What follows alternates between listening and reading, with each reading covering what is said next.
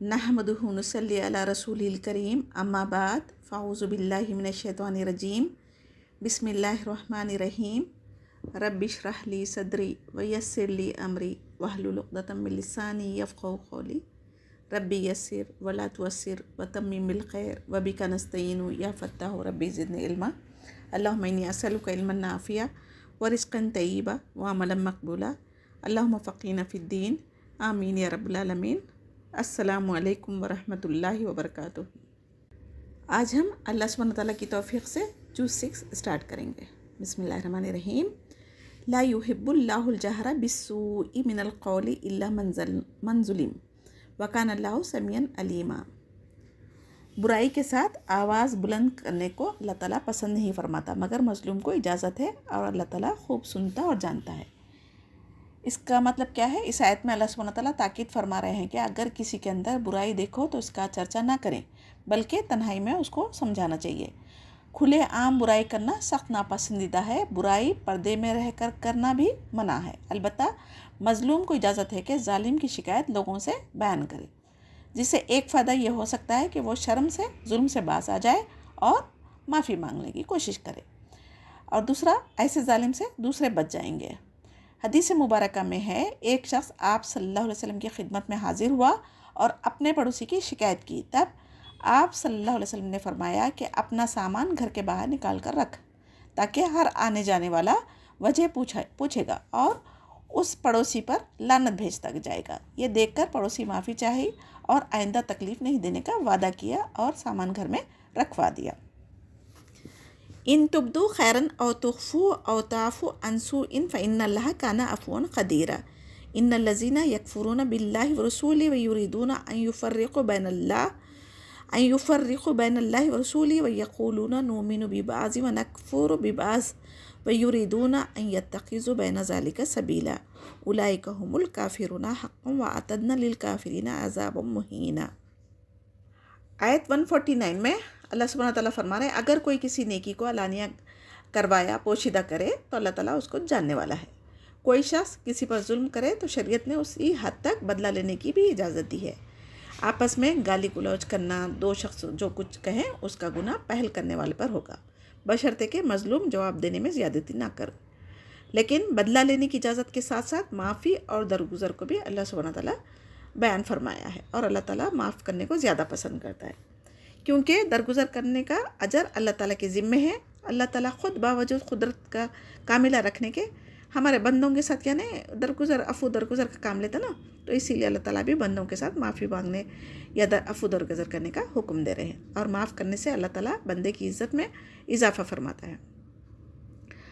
आयत 150, जो लोग अल्लाह और उसके पैगंबर के साथ कुफ़र करते हैं और जो लोग यह चाहते हैं कि अल्लाह और उसके रसूल के दरमियान फ़र्क रखें, और जो लोग बाज़ पर ईमान लाते हैं और बाज़ पर नहीं, तो ऐसे लोगों के साथ अल्लाह सुब्हानहू तआला नहीं होंगे। हम चीज़ अल्लाह सुब्हानहू तआला ऐसे लोगों के लिए, काफिरों के लिए अज़ाबन मुहीना ने दर्दनाक अज़ाब तैयार करके रखा है, उससे कोई नहीं बचा सकेंगे ना।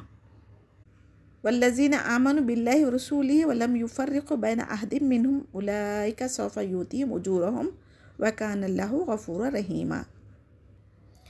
जैसे कि यहूद व नसारा नबी करीम सल्लल्लाहु अलैहि वसल्लम को नहीं मानते थे, इनकार करने की वजह बता दी कि वो लोग जो गुरूर तकब्बुर की वजह से वो लोगों ने फ़र्क किया ना अंबियाओं में, तो ऐसे लोग पक्के काफिर है। फिर अब यहाँ पर मोमिनों की सिफ़ात बयान की जा रही है।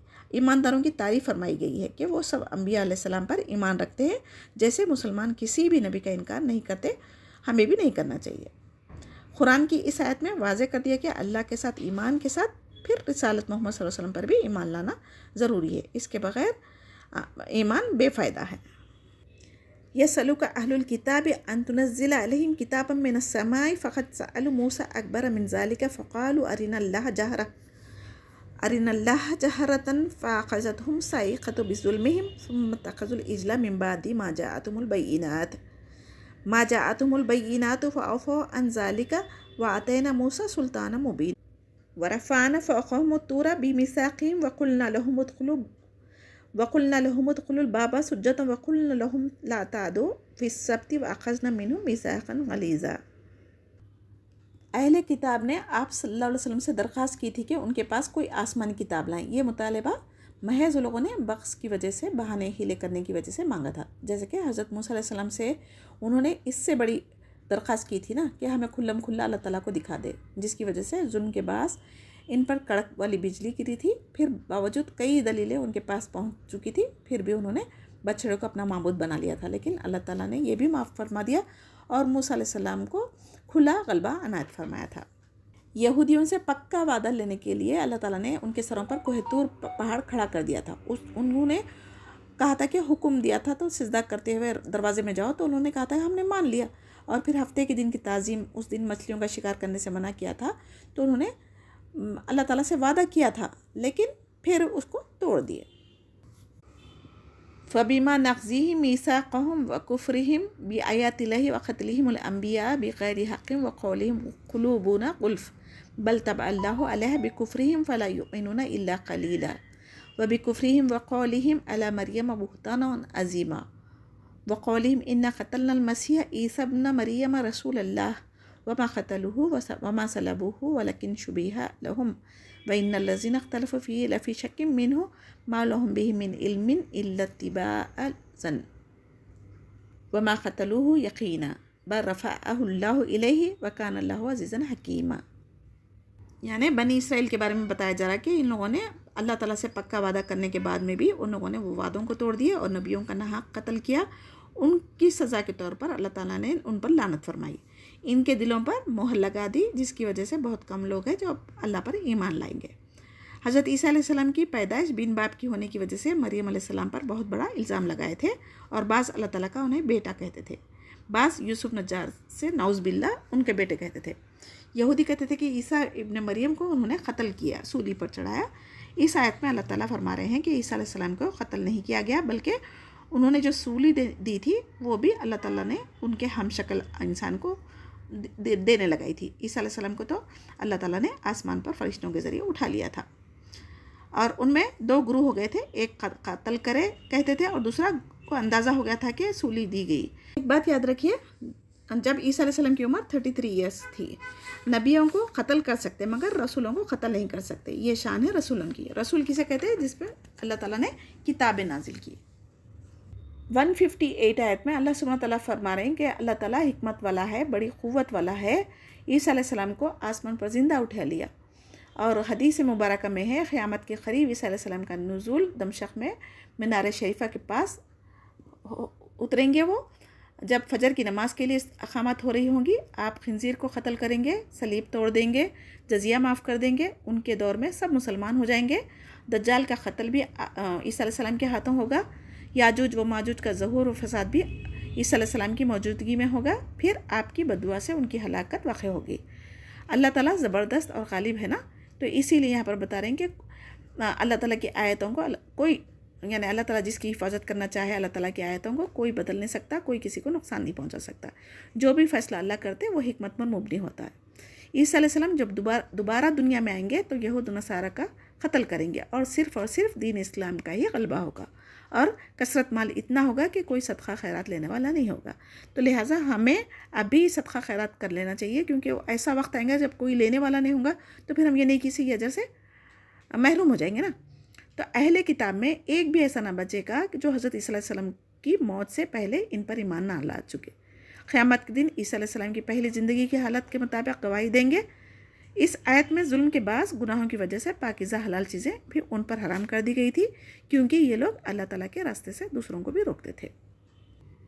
وَإِن مِّنْ أَهْلِ الْكِتَابِ إِلَّا لِيُؤْمِنَنَّ بِهِ قَبْلَ مَوْتِهِ وَيَوْمَ الْقِيَامَةِ يَكُونُ عَلَيْهِمْ شَهِيدًا فَبِظُلْمٍ مِّنَ الَّذِينَ هَادُوا حَرَّمْنَا عَلَيْهِمْ طَيِّبَاتٍ أُحِلَّتْ لَهُمْ وَبِصَدِّهِمْ عَن سَبِيلِ اللَّهِ كَثِيرًا وَأَخْذِهِمُ الرِّبَا وَقَدْ نُهُوا عَنْهُ وَأَكْلِهِمْ أَمْوَالَ النَّاسِ بِالْبَاطِلِ وَأَعْتَدْنَا لِلْكَافِرِينَ مِنْهُمْ عَذَابًا أَلِيمًا لَكِنِ الرَّاسِخُونَ فِي الْعِلْمِ مِنْهُمْ وَالْمُؤْمِنُونَ يُؤْمِنُونَ بِمَا أُنْزِلَ إِلَيْكَ وَمَا أُنْزِلَ مِنْ قَبْلِكَ وَالْمُقِيمِينَ الصَّلَاةَ وَالْمُؤْتُونَ الزَّكَاةَ وَالْمُؤْمِنُونَ بِاللَّهِ وَالْيَوْمِ الْآخِرِ أُولَٰئِكَ سَنُؤْتِيهِمْ أَجْرًا عَظِيمًا. 161 میں سود کو حرام کیا گیا نا، اس کے بارے میں کہا جا رہا ہے. اس پر اللہ سبحانہ تعالیٰ نے سخت وعید نازل کی. اس کے باوجود بھی لوگوں کا ناحق مال کھاتے تھے، لوگ مجبوراً ادا کرتے تھے، اور ایسے لوگ قیامت کے دن بہت ہی دردناک عذاب میں مبتلا رہیں گے. یعنی جو مالدار ہے وہ تو مال میں بڑھتے ہی جاتا، اور جو قرض لیا ہوا ہے وہ بیچارہ سود کی رقم دیتے دیتے وہ مفلسی کا ہی شکار ہوتا. تو اللہ سبحانہ تعالیٰ ایسے لوگوں کو سخت عذاب دینے والے ہیں. آگے عبداللہ بن سلام رضی اللہ تعالیٰ عنہ کے بارے میں، جو یہودی میں سے مسلمان ہو گئے تھے اور تا قیامت تک اللہ تعالیٰ اور نبیوں اور رسولوں پر ایمان لانے والے اور تمام آسمانی کتابوں پر ایمان لانے والے تھے. تو نماز وقت پر ادا کرنا، زکوٰۃ ادا کرنا، اللہ تعالیٰ کے ساتھ کسی کو شریک نہیں ٹھہرنا، اور قیامت کے دن جزا و سزا کا یقین رکھنا، اللہ تعالیٰ ایسے لوگوں کو اجر عظیم دینے والا ہے. اِنَّا أَوْحَيْنَا إِلَيْكَ كَمَا أَوْحَيْنَا إِلَى نُوحٍ وَنَبِيِّنَا مِن بَعْدِهِ وَأَوْحَيْنَا إِلَى إِبْرَاهِيمَ وَإِسْمَاعِيلَ وَإِسْحَاقَ وَيَعْقُوبَ وَالْأَسْبَاطِ وَعِيسَىٰ وَأَيُّوبَ وَيُونُسَ وَهَارُونَ وَسُلَيْمَانَ وَآتَيْنَا دَاوُودَ زَبُورًا. اس آیت میں اللہ تعالیٰ فرما رہے ہیں کہ موسیٰ علیہ السلام کے بعد کسی انسان پر اللہ تعالیٰ نے کچھ نازل نہیں کیا. بعض لوگوں کا خیال تھا کہ اس موسیٰ علیہ السلام کے بعد کسی اور پر بھی کچھ اللہ تعالیٰ کی آسمانی صحف یا کتابیں نازل ہوئی، تو اس پر اللہ تعالیٰ نے یہ آیت نازل فرمائی جس سے آپ صلی اللہ علیہ وسلم کی تصدیق کی گئی ہے، اور پچھلے نبیوں اور رسولوں کا بھی ذکر کیا گیا. اور زبور جو داؤد علیہ السلام پر نازل کی گئی تھی، نوح علیہ السلام، ابراہیم علیہ السلام، اسماعیل علیہ السلام، اسحاق علیہ السلام، یعقوب علیہ السلام اور ان کی اولاد پر، عیسیٰ علیہ السلام، ایوب علیہ السلام، یونس علیہ السلام، ہارون علیہ السلام، سلیمان علیہ السلام اور داؤد علیہ السلام کا ذکر ہے اس آیتوں میں.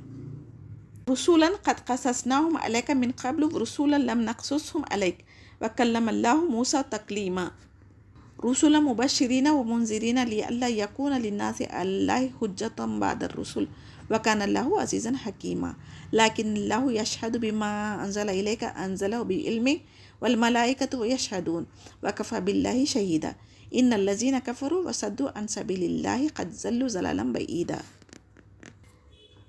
آیت 164 میں اللہ سبحانہ تعالیٰ کے رسول ہے نبی کریم صلی اللہ علیہ وسلم بتانے کے لیے یہی بات کافی ہے کہ پچھلے جو واقعات ہے جس کا ذکر ہمیں نہیں تھا، نبی کریم صلی اللہ علیہ وسلم کو بھی نہیں تھا اس کا علم، لیکن قرآن کے ذریعے اللہ سبحانہ تعالیٰ نے نبیوں کا ذکر کیا یہاں پر، اور 24 یا 25 نبی کا ذکر قرآن میں ہے. تو وہ سب کے نام اللہ سبحانہ تعالیٰ نے کس کے ذریعے بتائے؟ وہی کے ذریعے. موسیٰ علیہ السلام کو وہ خاص صفت بیان کی گئی ہے جو دوسرے انبیاء سے ممتاز ہے. وہ اللہ تعالیٰ سے ہم کلام ہوئے تھے، لیکن ہمیں کسی بھی نبیوں کو کسی پر فوقیت دینا جائز نہیں ہے. اللہ سبحانہ تعالیٰ کی حکمت ہے جو رسول بنا کر دنیا میں بھیجنے کی یہاں پر بیان کیا جا رہا ہے، جو ہمیں اللہ تعالیٰ کے احکامات اس پر عمل کرنے پر اجر اور نافرمانی کرنے پر اللہ کا عذاب سے آگاہ کر دے تاکہ کسی پر ظلم نہ کیا جائے اور اللہ تعالیٰ پر کوئی الزام نہ لگا سکے. تو ایمان والوں کو جنت کی خوشخبری دینا اور کافروں کو اللہ کے عذاب اور بھڑکتی ہوئی جہنم سے ڈرانا یہ ہر نبیوں کا کام رہا ہے. نبیوں کا سلسلہ اس لیے اللہ تعالیٰ قائم فرمایا کہ کسی کو یہ عذر باقی نہ رہے کہ ہمیں تیرا پیغام نہیں پہنچا. آپ صلی اللہ علیہ وسلم کے بعد قیامت تک کوئی نبی نہیں آئیں گے، لہٰذا ہم امتیوں کی ذمہ داری ہے کہ دین کی باتیں سیکھیں اور دوسروں کو دین کی دعوت اور تعلیم دیں، چاہے وہ ایک آیت کیوں نہ ہو.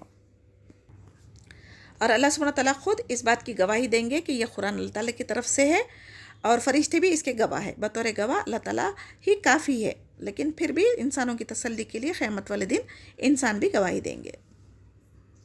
ان الذین کفروا وصدوا عن سبیل اللہ قد ضلوا ضلالا بعیدا ان الذین کفروا وظلموا لم یکن اللہ لیغفر لهم ولا لیہدیهم طریقا الا طریق جہنم خالدین فیہا ابدا وکان ذلک علی اللہ یسیرا. اللہ تعالیٰ کی گواہی دینے کے باوجود بھی جن لوگوں نے کفر کیا اور دوسروں کو بھی روکا وہ یقیناً گمراہی میں بہت دور کی نکل گئے. ایسے لوگوں کو ہدایت ملنا ممکن ہی نہیں ہے، اور ایسے لوگ خود پر بھی ظلم کر رہے ہیں اور دوسروں کو بھی گمراہ کر رہے ہیں. تو ایسے لوگوں کو اللہ تعالیٰ ہرگز نہیں بخشے گا. ہدایت کا راستہ اللہ تعالیٰ نے قرآن و حدیث کے ذریعے دکھا دیا، لیکن مسلسل کفر اور ظلم کا ارتکاب کی وجہ سے انہوں نے اپنے دلوں کو سیاہ کر لیا، جس کی وجہ سے اب ان کو ہدایت مغفرت کی کوئی امید نہیں کی جا سکتی. یا ایھا الناس قد جاءکم الرسول بالحق من ربکم فآمنوا خیرا لکم وإن تکفروا فإن للہ ما فی السماوات والارض وکان اللہ علیما حکیما. آیت 170 میں اللہ سبحانہ تعالیٰ تمام انسانوں کو مخاطب کر رہے ہیں کہ تمہارا رب کی طرف سے حق لے کر رسول آ گئے، لہٰذا ہمیں ایمان لا کر اپنی دنیا اور آخرت سنوارنا چاہیے. اگر تم کافر ہو گئے تو اللہ تعالیٰ کا کچھ نہیں نقصان ہوگا. ہر وہ چیز جو آسمان اور زمین میں ہے اللہ تعالیٰ ہی کی ہے. ساری دنیا کے انسان مل کر بھی اللہ تعالیٰ کو نقصان نہیں پہنچا سکتے، کیونکہ ساری بادشاہت تو اسی کی ہے. اگر انسان عبادت کرتا ہے تو وہ اپنے فائدے کے لیے کرتا ہے. اللہ تعالیٰ کی عبادت کرنے کے لیے تو فرشتے موجود ہے. ایک فرشتہ جو سجدہ کرتا نا تو وہ دوبارہ اس کی باری نہیں آتی. اتنے اللہ تعالیٰ کی مخلوق ہے جو اس کی عبادت کرنے میں مشغول ہے. یا اہل الکتاب لا تغلوا فی دینکم ولا تقولوا علی اللہ الا الحق انما المسیح عیسی ابن مریم رسول اللہ وکلماتہ القاها الى مریم وروح منہ فآمنوا باللہ ورسولہ ولا تقولوا ثلاثہ انتہوا خیر لکم انما اللہ الہ واحد سبحانہ ان یکون لہ ولد لہ ما فی السماوات وما فی الارض وکفی باللہ وکیلا. اس آیت میں نصارہ کے بارے میں کہا جا رہا ہے. غلو کا مطلب ہے کسی چیز کو حد سے بڑھا کر بیان کرنا. جیسے عیسیٰ علیہ السلام کو اللہ تعالیٰ کا بیٹا کہنا اور ان کی رسالت بندگی کے تمام مقام سے اٹھا کر الوہیت کے مقام پر ان کو فائز کر دینا. نبی کریم صلی اللہ علیہ وسلم نے اپنی امت کو بار بار تاکید فرمائی کہ تم مجھے اس طرح حد سے نہ بڑھاؤ جس طرح عیسائیوں نے عیسیٰ ابن مریم کو بڑھا دیا تھا. میں تو صرف اللہ سبحانہ تعالیٰ کا بندہ ہوں اور رسول ہی ہوں. لیکن آج ہم مسلمان ہو کر بھی پچھلی قوموں کی پیروی کر رہے ہیں اور اولیاء اللہ کو سب کچھ مدد کرنے والے سمجھ کر انہی سے مدد مانگتے ہیں. یہ شرک ہے. کلمت اللہ کا مطلب کیا ہے؟ اللہ تعالیٰ کا کن کہنے کے ذریعے حضرت جبرائیل علیہ السلام کے ذریعے حضرت مریم تک پہنچا دیا گیا تھا، تو جس کی وجہ سے بغیر باپ کے عیسیٰ علیہ السلام کی تخلیق ہوئی. روح اللہ کا مطلب وہ نفخہ پھونک ہے جو اللہ تعالیٰ کے حکم سے حضرت جبرائیل علیہ السلام نے مریم کے گریبان میں پھونکا تھا. عیسیٰ علیہ السلام کا کلمہ بھی ہے روح، جسے لے کر حضرت جبرائیل علیہ السلام کو مریم کی طرف بھیجا گیا تھا. عیسائیوں کے کئی فرقے ہیں. بعض حضرت عیسیٰ علیہ السلام کو اللہ، بعض اللہ تعالیٰ کا بیٹا مانتے ہیں اور بعض اللہ تعالیٰ کا شریک وغیرہ. عیسیٰ علیہ السلام کو 3 خداؤں میں ایک مانتے تھے. اللہ تعالیٰ یہاں پر ان تمام باتوں کو رد فرما رہے ہیں اور تاکید فرما رہے ہیں کہ بعض آ جاؤ، اللہ تعالیٰ ایک ہے اور اس کا کوئی شریک نہیں ہے. لن یستنکف المسیح ان یکون عبدا للہ وللملائکۃ المقربون ومن یستنکف عن عبادتی ویستکبر فسیحشرهم الیہ جمیعا. اللہ تعالیٰ فرما رہے ہیں کہ عیسیٰ علیہ السلام تو یہ بھی بندے ہیں، ایک اللہ کی طرف سے بھیجے ہوئے رسول ہے. انہیں کیسے اللہ کی الوہیت اور وحدانیت میں شریک بنا سکتے؟ اللہ تعالیٰ کی بندگی سے جو بھی دل چرائے اور غرور تکبر و انکار کرے، اللہ تعالیٰ ان سب کو اپنی طرف جمع کرے گا اور قیامت کے دن غضبناک ہوگا اور عذاب دے گا. تو ان کے اللہ کے عذاب سے ان کو کون بچائے گا؟ تو بہتر یہی ہے کہ ہم زندگی میں ہی توبہ استغفار کر کے اپنی اصلاح کر لیں اور اللہ سبحانہ تعالیٰ کی عبادت میں کسی کو شریک نہ ٹھہرائیں.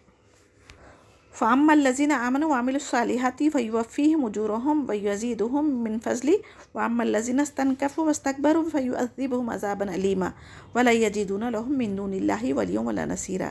يَا أَيُّهَا النَّاسُ قَدْ جَاءَكُمْ بُرْهَانٌ مِّن رَّبِّكُمْ وَأَنزَلْنَا إِلَيْكُمْ نُورًا مُّبِينًا. فَأَمَّا الَّذِينَ آمَنُوا بِاللَّهِ وَاعْتَصَمُوا بِهِ فَسَيُدْخِلُهُمْ فِي رَحْمَةٍ مِّنْهُ وَفَضْلٍ وَيَهْدِيهِمْ إِلَيْهِ صِرَاطًا مُّسْتَقِيمًا. جو اللہ تعالیٰ پر ایمان لائے اور نیک عمل کیے ان کو پورا اجر و ثواب دیا جائے گا. اللہ تعالیٰ ایمان والوں کو اور بڑھا کر بھی دینے پر قادر ہے، اور جو کفر کریں گے، سرکشی کریں گے، انہیں دردناک عذاب ہے، اور آخرت میں اپنے لیے کوئی حمایتی نہیں پائیں گے یا ان کی کوئی مدد کریں گا. اللہ تعالیٰ ہمیں مرنے سے قبل سچی توبہ کرنے کی توفیق عطا فرمائے.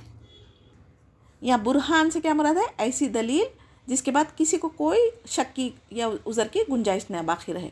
اللہ تعالیٰ بندوں کو مخاطب فرما رہے ہیں کہ اللہ تعالیٰ کی طرف سے آسمانی کتابیں، خاص طور پر قرآن کریم نازل کی، جو کفر و شرک کی تاریکیوں میں سے نکال کر ہمیں ہدایت کا نور عطا کرتی ہے.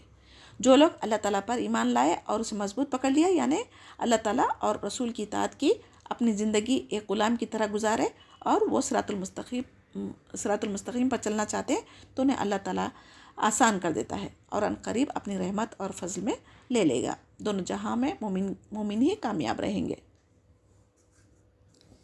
یستفتونک قل اللہ یفتیکم فی الکلالہ ان امرؤ ہلک لیس لہ ولد ولہ اخت فلہا نصف ما ترک وہو یرثها ان لم یکن لہا ولد فإن كانت اثنتین فلہما الثلثان مما ترک وإن كانوا اخوات رجالا ونساء فللذکر مثل حظ الانثیین یبین اللہ لکم ان تضلوا واللہ بکل شیء علیم. اس آیت میں کلالہ کے بارے میں اللہ تعالیٰ خود فتویٰ دیتے ہیں کہ کلالہ کا مطلب کیا ہے؟ جس کا باپ ہو نہ ماں اور نہ ہی کوئی اولاد. اگر اولاد نہ ہو مگر باپ ہو تو وہ کلالہ نہیں کہلاتا، تمام مال ماں باپ کا ہی ہوتا. الحمدللہ یہاں پر سورہ نساء ختم ہوتی ہے. ابھی اللہ سبحانہ تعالیٰ کی توفیق سے ہم سورہ المائدہ شروع کریں گے انشاءاللہ. بسم اللہ الرحمن الرحیم. یا ایھا الذین آمنوا اوفوا بالعقود احلت لکم بہیمۃ الانعام الی ما یتلی علیکم غیر محل الصید وانتم حرم ان اللہ یحکم ما یرید. اس آیت میں ایمان والوں کو اللہ تعالیٰ مخاطب فرما رہے ہیں اور عہد و پیمان کو پورا کرنے کا حکم دے رہے ہیں. اللہ تعالیٰ مویشی چوپائے جو حلال کیے ہیں ان کی تفصیل بھی اس صورت میں بیان کی گئی ہے. یا ایھا الذین آمنوا لا تحلوا شعائر اللہ ولا الشہر الحرام ولا الہدی ولا القلائد ولا آمین البیت الحرام یبتغون فضلا من ربہم ورضوانا وإذا حللتم فاصطادوا ولا یجرمنکم شنآن قوم ان صدوکم عن المسجد الحرام ان تعتدوا وتعاونوا علی البر والتقوی ولا تعاونوا علی الاثم والعدوان واتقوا اللہ ان اللہ شدید العقاب. یہاں پر ایمان والوں کو مخاطب فرما کر پھر سے تاکید کی جا رہی ہے کہ حج و عمرہ کی ادائیگی میں کسی کے درمیان رکاوٹ مت بنو اور حرمت والے 4 مہینوں کی تعظیم کرو، یعنی رجب، ذی القعدہ، ذی الحج، محرم. یہ 4 حرمت والے مہینے ہیں. اس میں اگر کوئی عمرہ کرنے کے لیے مکہ جا رہے ہیں تو وہاں پر کسی کو روکنے سے منع کیا جا رہا ہے. جیسا کہ صلح حدیبیہ کے وقت میں مکہ والوں نے عمرہ کرنے سے روک دیا تھا. پھر 8 ہجری میں رمضان میں مکہ مکرمہ فتح ہوا. اس کے بعد مسلمانوں نے کافروں کو معاف کر دیے تھے نبی کریم صلی اللہ علیہ وسلم، اور اس وقت یہ آیت نازل ہوئی تھی. اس آیت میں ایک نہایت اہم اصول امت محمدیہ کو دیا گیا ہے جو ایک مسلمان کے لیے قدم قدم پر رہنمائی کرتا ہے، بشرطے کہ ہم عمل کریں. دشمن کے ساتھ بھی عفو و درگزر کی تعلیمات ہم مسلمانوں کو قرآن میں دی گئی ہے، کیونکہ یہ لوگوں نے عمرہ سے روکا تھا نا. تو جب مکہ فتح ہوا تو مسلمان چاہ رہے تھے کہ اس کا بدلہ لیں، لیکن اللہ سبحانہ تعالیٰ اس کے ذریعے کہہ دیے کہ کافر کو معاف کر دو، اور تو مطلب معاف کرنا اللہ تعالیٰ کو بہت زیادہ پسند ہے. ہم اللہ کی رضا کے لیے جب معاف کرتے ہیں تو اللہ سبحانہ تعالیٰ ہمارے بھی گناہوں کو معاف کرنے والا ہے. تو ہمیں بھی کیا کرنا چاہیے؟ درگزر سے کام لینا چاہیے، عفو درگزر. حرمت علیکم المیتۃ والدم ولحم الخنزیر وما اہل لغیر اللہ بہ والمنخنقات والموقوذات والمتردیات والناطحات وما اکل السبوع الا ما زکیتم وما ذبیح علی النصوب وان تستقسموا بالازلام ذالکم فسق الیوم یئس الذین کفروا من دینکم فلا تخشوہم واخشونی الیوم اکملت لکم دینکم واتممت علیکم نعمتی ورضیت لکم الاسلام دینا فمن اضطر فی مخمصۃ غیر متجانف للاسم فإن اللہ غفور رحیم. اللہ سبحانہ تعالیٰ نے جو چیزیں مومنوں پر حرام کی اس کا ذکر کیا گیا ہے یہاں پر. مردار، خون، خنزیر کا گوشت، جس پر غیر اللہ کا نام لیا جائے، گلا گھٹ کے مرا ہوا جانور، جو کسی مار یا چوٹ کی وجہ سے مرا ہو، جو اونچی جگہ سے گر کر مرا ہو، جو کسی کے سینگ مارنے سے مرا ہو، جسے کوئی درندے نے پھاڑ کھایا ہو، جو کسی کے سینگ کے مارنے سے مرا ہو. یہ ساری چیزیں آستانوں پر، درگاہوں پر ذبح کیے جانے والے یہ ساری چیزوں کو اللہ تعالیٰ نے حرام کہا ہے. جو فال نکالنے کے لیے تیریں استعمال ہوتی تھی اس سے بھی شکار کرتے تھے، تو اس سے بھی اللہ تعالیٰ نے منع فرمایا ہے. مسلمانوں کو یہاں پر تاکید فرمائی گئی ہے کہ صرف اور صرف اللہ سے ڈرو اور کافروں سے نہیں ڈرنا چاہیے. جب انسان کو بھوک کی حالت میں اس کی موت واقع ہونے کا خطرہ ہے تب اپنی جان بچانے کے لیے تھوڑا سا کھا سکتا، لیکن اس کا مقصد یہ نہیں ہونا کہ اللہ تعالیٰ کی نافرمانی کرے. اور الیوم اکملت لکم دینکم واتممت علیکم نعمتی ورضیت لکم الاسلام دینا. آج میں نے تمہارے لیے دین کو کامل کر دیا اور تم پر اپنا انعام بھرپور کر دیا اور تمہارے لیے اسلام کے دین ہونے پر رضامند ہو گیا. یہ آخری آیت نازل ہوئی. اب قرآن کی یہ آخری آیت سے کیا ظاہر ہو رہا؟ قیامت تک اب کوئی شریعت آنے والی نہیں ہے، ہمارا دین مکمل ہو چکا ہے، اسی پر ہمیں عمل کرنا چاہیے.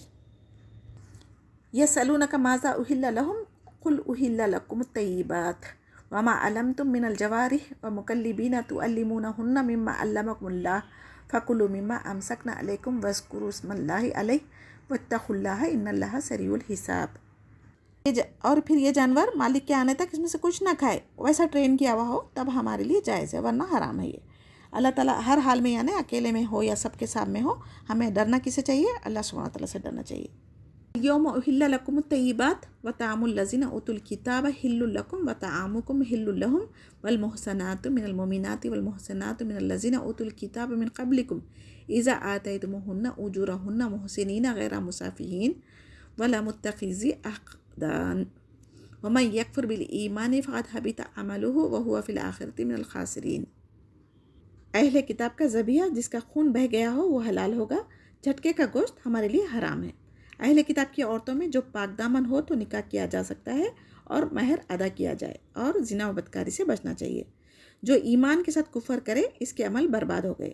آج کے دور میں مسلمان کی عورتیں چھوڑ کر اہل کتاب سے نکاح کرنا مناسب نہیں ہے، ان کی وجہ سے ایمان کو نقصان ہونے کے خطرات ہیں اور نسلیں بگڑنے کی بھی چانسز ہے۔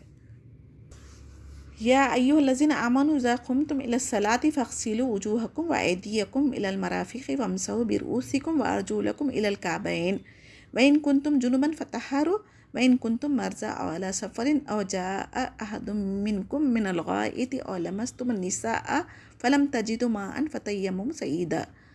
فتیمموا صعیدا طیبا فامسحوا بوجوہکم وایدیکم منہ ما یرید اللہ لیجعل علیکم من حرج ولکن یرید لیطہرکم ولیتم نعمتہ علیکم لعلکم تشکرون واذکروا نعمت اللہ علیکم ومیثاقہ الذی وثقکم بہ اذ قلتم سمعنا واطعنا واتقوا اللہ ان اللہ علیم بذات الصدور۔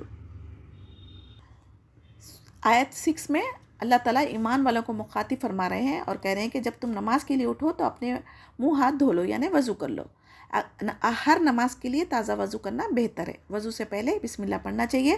وضو کرنا ہر نماز کے لیے نیت کرنا بھی ضروری ہے۔ پورے سر کا مسح کرنا، ہاتھ دھونا، یہ کلی کرنا، ناک صاف کرنا، چہرہ دھونا، دونوں ہاتھ بازوؤں تک دھونا، پھر پاؤں ٹخنوں تک دھونا، یہ وضو کا طریقہ ہے۔ ہاں، اگر جنابت کی حالت میں، حیض کی حالت میں، پانی نہیں ملنے کی صورت میں اگر آپ کو غسل کی ضرورت ہو تو اللہ تعالیٰ نے یہاں پر مٹی کو تیمم کرنے کے لیے پاک کر دیا ہے۔ پاک صاف مٹی پہ تیمم کر کے آپ غسل کرنا بھی ہو تو تیمم کر کے نماز پڑھ سکتے، لیکن نماز کسی بھی صورت میں قضا کرنے کا تصور ہی نہیں ہے اسلام میں۔ آج ہمارے معاشرے میں قضا نمازوں کا ایک نیا ٹرینڈ نکل چکا جو بدعت ہے، اس سے ہمیں بچنا چاہیے۔ اللہ تعالیٰ نے بندوں کی آسانی کے لیے جو نعمتیں ہم پر نازل کی نا، تو یہ بے انتہا ہے، ہم اس کا نہ شمار کر سکتے نہ شکر ادا کر سکتے۔ اور اللہ کا جو عہد ہے، ہم نے اللہ سے جو کیا، سنا اور مانا، ہم نے کلمہ طیبہ کے ذریعے بھی کیا ہے، تو اللہ تعالیٰ جو نازل کیا اس پر بھی مان لانا ضروری ہے۔ اللہ تعالیٰ سے ڈرنا ضروری ہے۔ ہمارے دلوں کی بات، ہمارے دلوں کی بھید بھی اللہ تعالیٰ جانتا ہے، تو ہمیں ڈرنا کس سے چاہیے؟ صرف اللہ سبحانہ تعالیٰ سے۔ یا ایھا الذین آمنوا کونوا قوامین للہ شہداء بالقسط ولا یجرمنکم شنآن قوم علی الا تعدلوا اعدلوا هو اقرب للتقوی واتقوا اللہ ان اللہ خبیر بما تعملون وعد اللہ الذین آمنوا وعملوا الصالحات لہم مغفرۃ واجر عظیم۔ ایمان والوں کو یہاں پر پھر سے مخاطب فرما کر کہہ رہے ہیں کہ جب کبھی گواہی دینے کا وقت آؤ، انصاف کے ساتھ گواہی دینا چاہیے، اور چاہے وہ ہمارے اپنوں کے خلاف کیوں نہ ہو، خود اپنے نفس کے خلاف کیوں نہ ہو، عدل ہر حال میں ہمیں کرنا چاہیے۔ اللہ تعالیٰ ہمارے اعمال سے باخبر ہے، اس لیے ہمیشہ ہمیں اس کا ڈر دل میں رہنا چاہیے۔ گواہی کے تعلق سے سورہ نساء آیت 135 میں بھی گزر چکا۔ اسلام میں عادلانہ گواہی کی کتنی اہمیت ہے، اس سے ہمیں پتہ چل رہا ہے۔ چاہے وہ کافر کے بارے میں بھی اگر ہو تو عدل و انصاف کے ساتھ ہمیں گواہی دینا چاہیے۔ اور اللہ تعالیٰ یہاں کیا فرما رہے ہیں؟ ایمان لائیں اور نیک کام جو بھی کریں گے اللہ تعالیٰ ان کے لیے مغفرت کو وسیع کر دیں گے، اور ان کا اجر و ثواب آخرت میں دے کر انہیں جنت کی خوشخبری بھی دے رہے ہیں۔ تو جنت جیسی نعمت اگر ہمیں حاصل کرنا ہے تو کیا کرنا ہے؟ اللہ تعالیٰ کے احکامات پر عمل کرنا ہے۔ والذین کفروا وکذبوا بآیاتنا اولئک اصحاب الجحیم یا ایھا الذین آمنوا اذکروا نعمت اللہ علیکم اذ ہم قوم ان یبسطوا الیکم ایدیہم فکف ایدیہم عنکم واتقوا اللہ وعلی اللہ فلیتوکل المؤمنون۔ جن لوگوں نے کفر کیا، اللہ تعالیٰ کے احکام کو جھٹلائے، وہ دوزخ میں جائیں گے۔ پھر اس کے بعد اللہ تعالیٰ ایمان والوں کو پھر سے فرما رہے ہیں کہ جو احسان اللہ نے تم پر کیا اسے یاد کرو۔ اللہ تعالیٰ نے وہ جو لوگ کافر نبی کریم صلی اللہ علیہ وسلم کے خلاف جو سازشیں کر رہے تھے ان سے بچا لیا نا، تو اس پر بھی ہمیں اللہ تعالیٰ کا شکر ادا کرنا چاہیے، اللہ تعالیٰ سے ڈرنا چاہیے، اللہ پہ توکل کرنا چاہیے۔ وَلَقَدْ أَخَذَ اللَّهُ مِيثَاقَ بَنِي إِسْرَائِيلَ وَبَعَثْنَا مِنْهُمْ اثْنَا عَشَرَ نَقِيبًا وَقَالَ اللَّهُ إِنِّي مَعَكُمْ لَئِنْ أَقَمْتُمُ الصَّلَاةَ وَآتَيْتُمُ الزَّكَاةَ وَآمَنْتُمْ بِرُسُولِي وَعَزَّرْتُمُوهُمْ وَأَقْرَضْتُمُ اللَّهَ قَرْضًا حَسَنًا لَأُكَفِّرَنَّ عَنْكُمْ سَيِّئَاتِكُمْ وَلَأُدْخِلَنَّكُمْ جَنَّاتٍ تَجْرِي مِنْ تَحْتِهَا الْأَنْهَارُ فمن کفر بعد ذلك منکم فقد ضل سواء السبیل۔ فبما نقضهم ميثاقهم لعنهم وجعلنا قلوبهم قاسية يحرفون الكلم عن مواضعه ونسوا حظا مما ذكروا به ولا تزال تطلع على خائنة منهم إلا قليلا منهم فاعف عنهم واصفح إن الله يحب المحسنين۔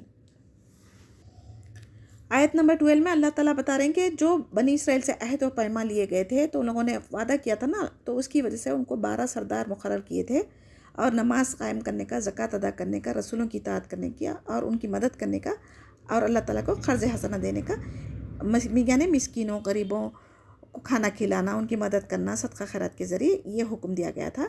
تو اللہ تعالیٰ کیا فرمائے تھے؟ بے شک اگر تم یہ چیزیں کریں گے تو تم سے تمہاری برائیوں کو دور کر دوں گا، اور جنتوں میں جس کے نیچے نہریں بہہ رہی ہیں ویسی جگہ کا میں وعدہ کرتا ہوں۔ لیکن اب انہوں نے کیا کیا تھا؟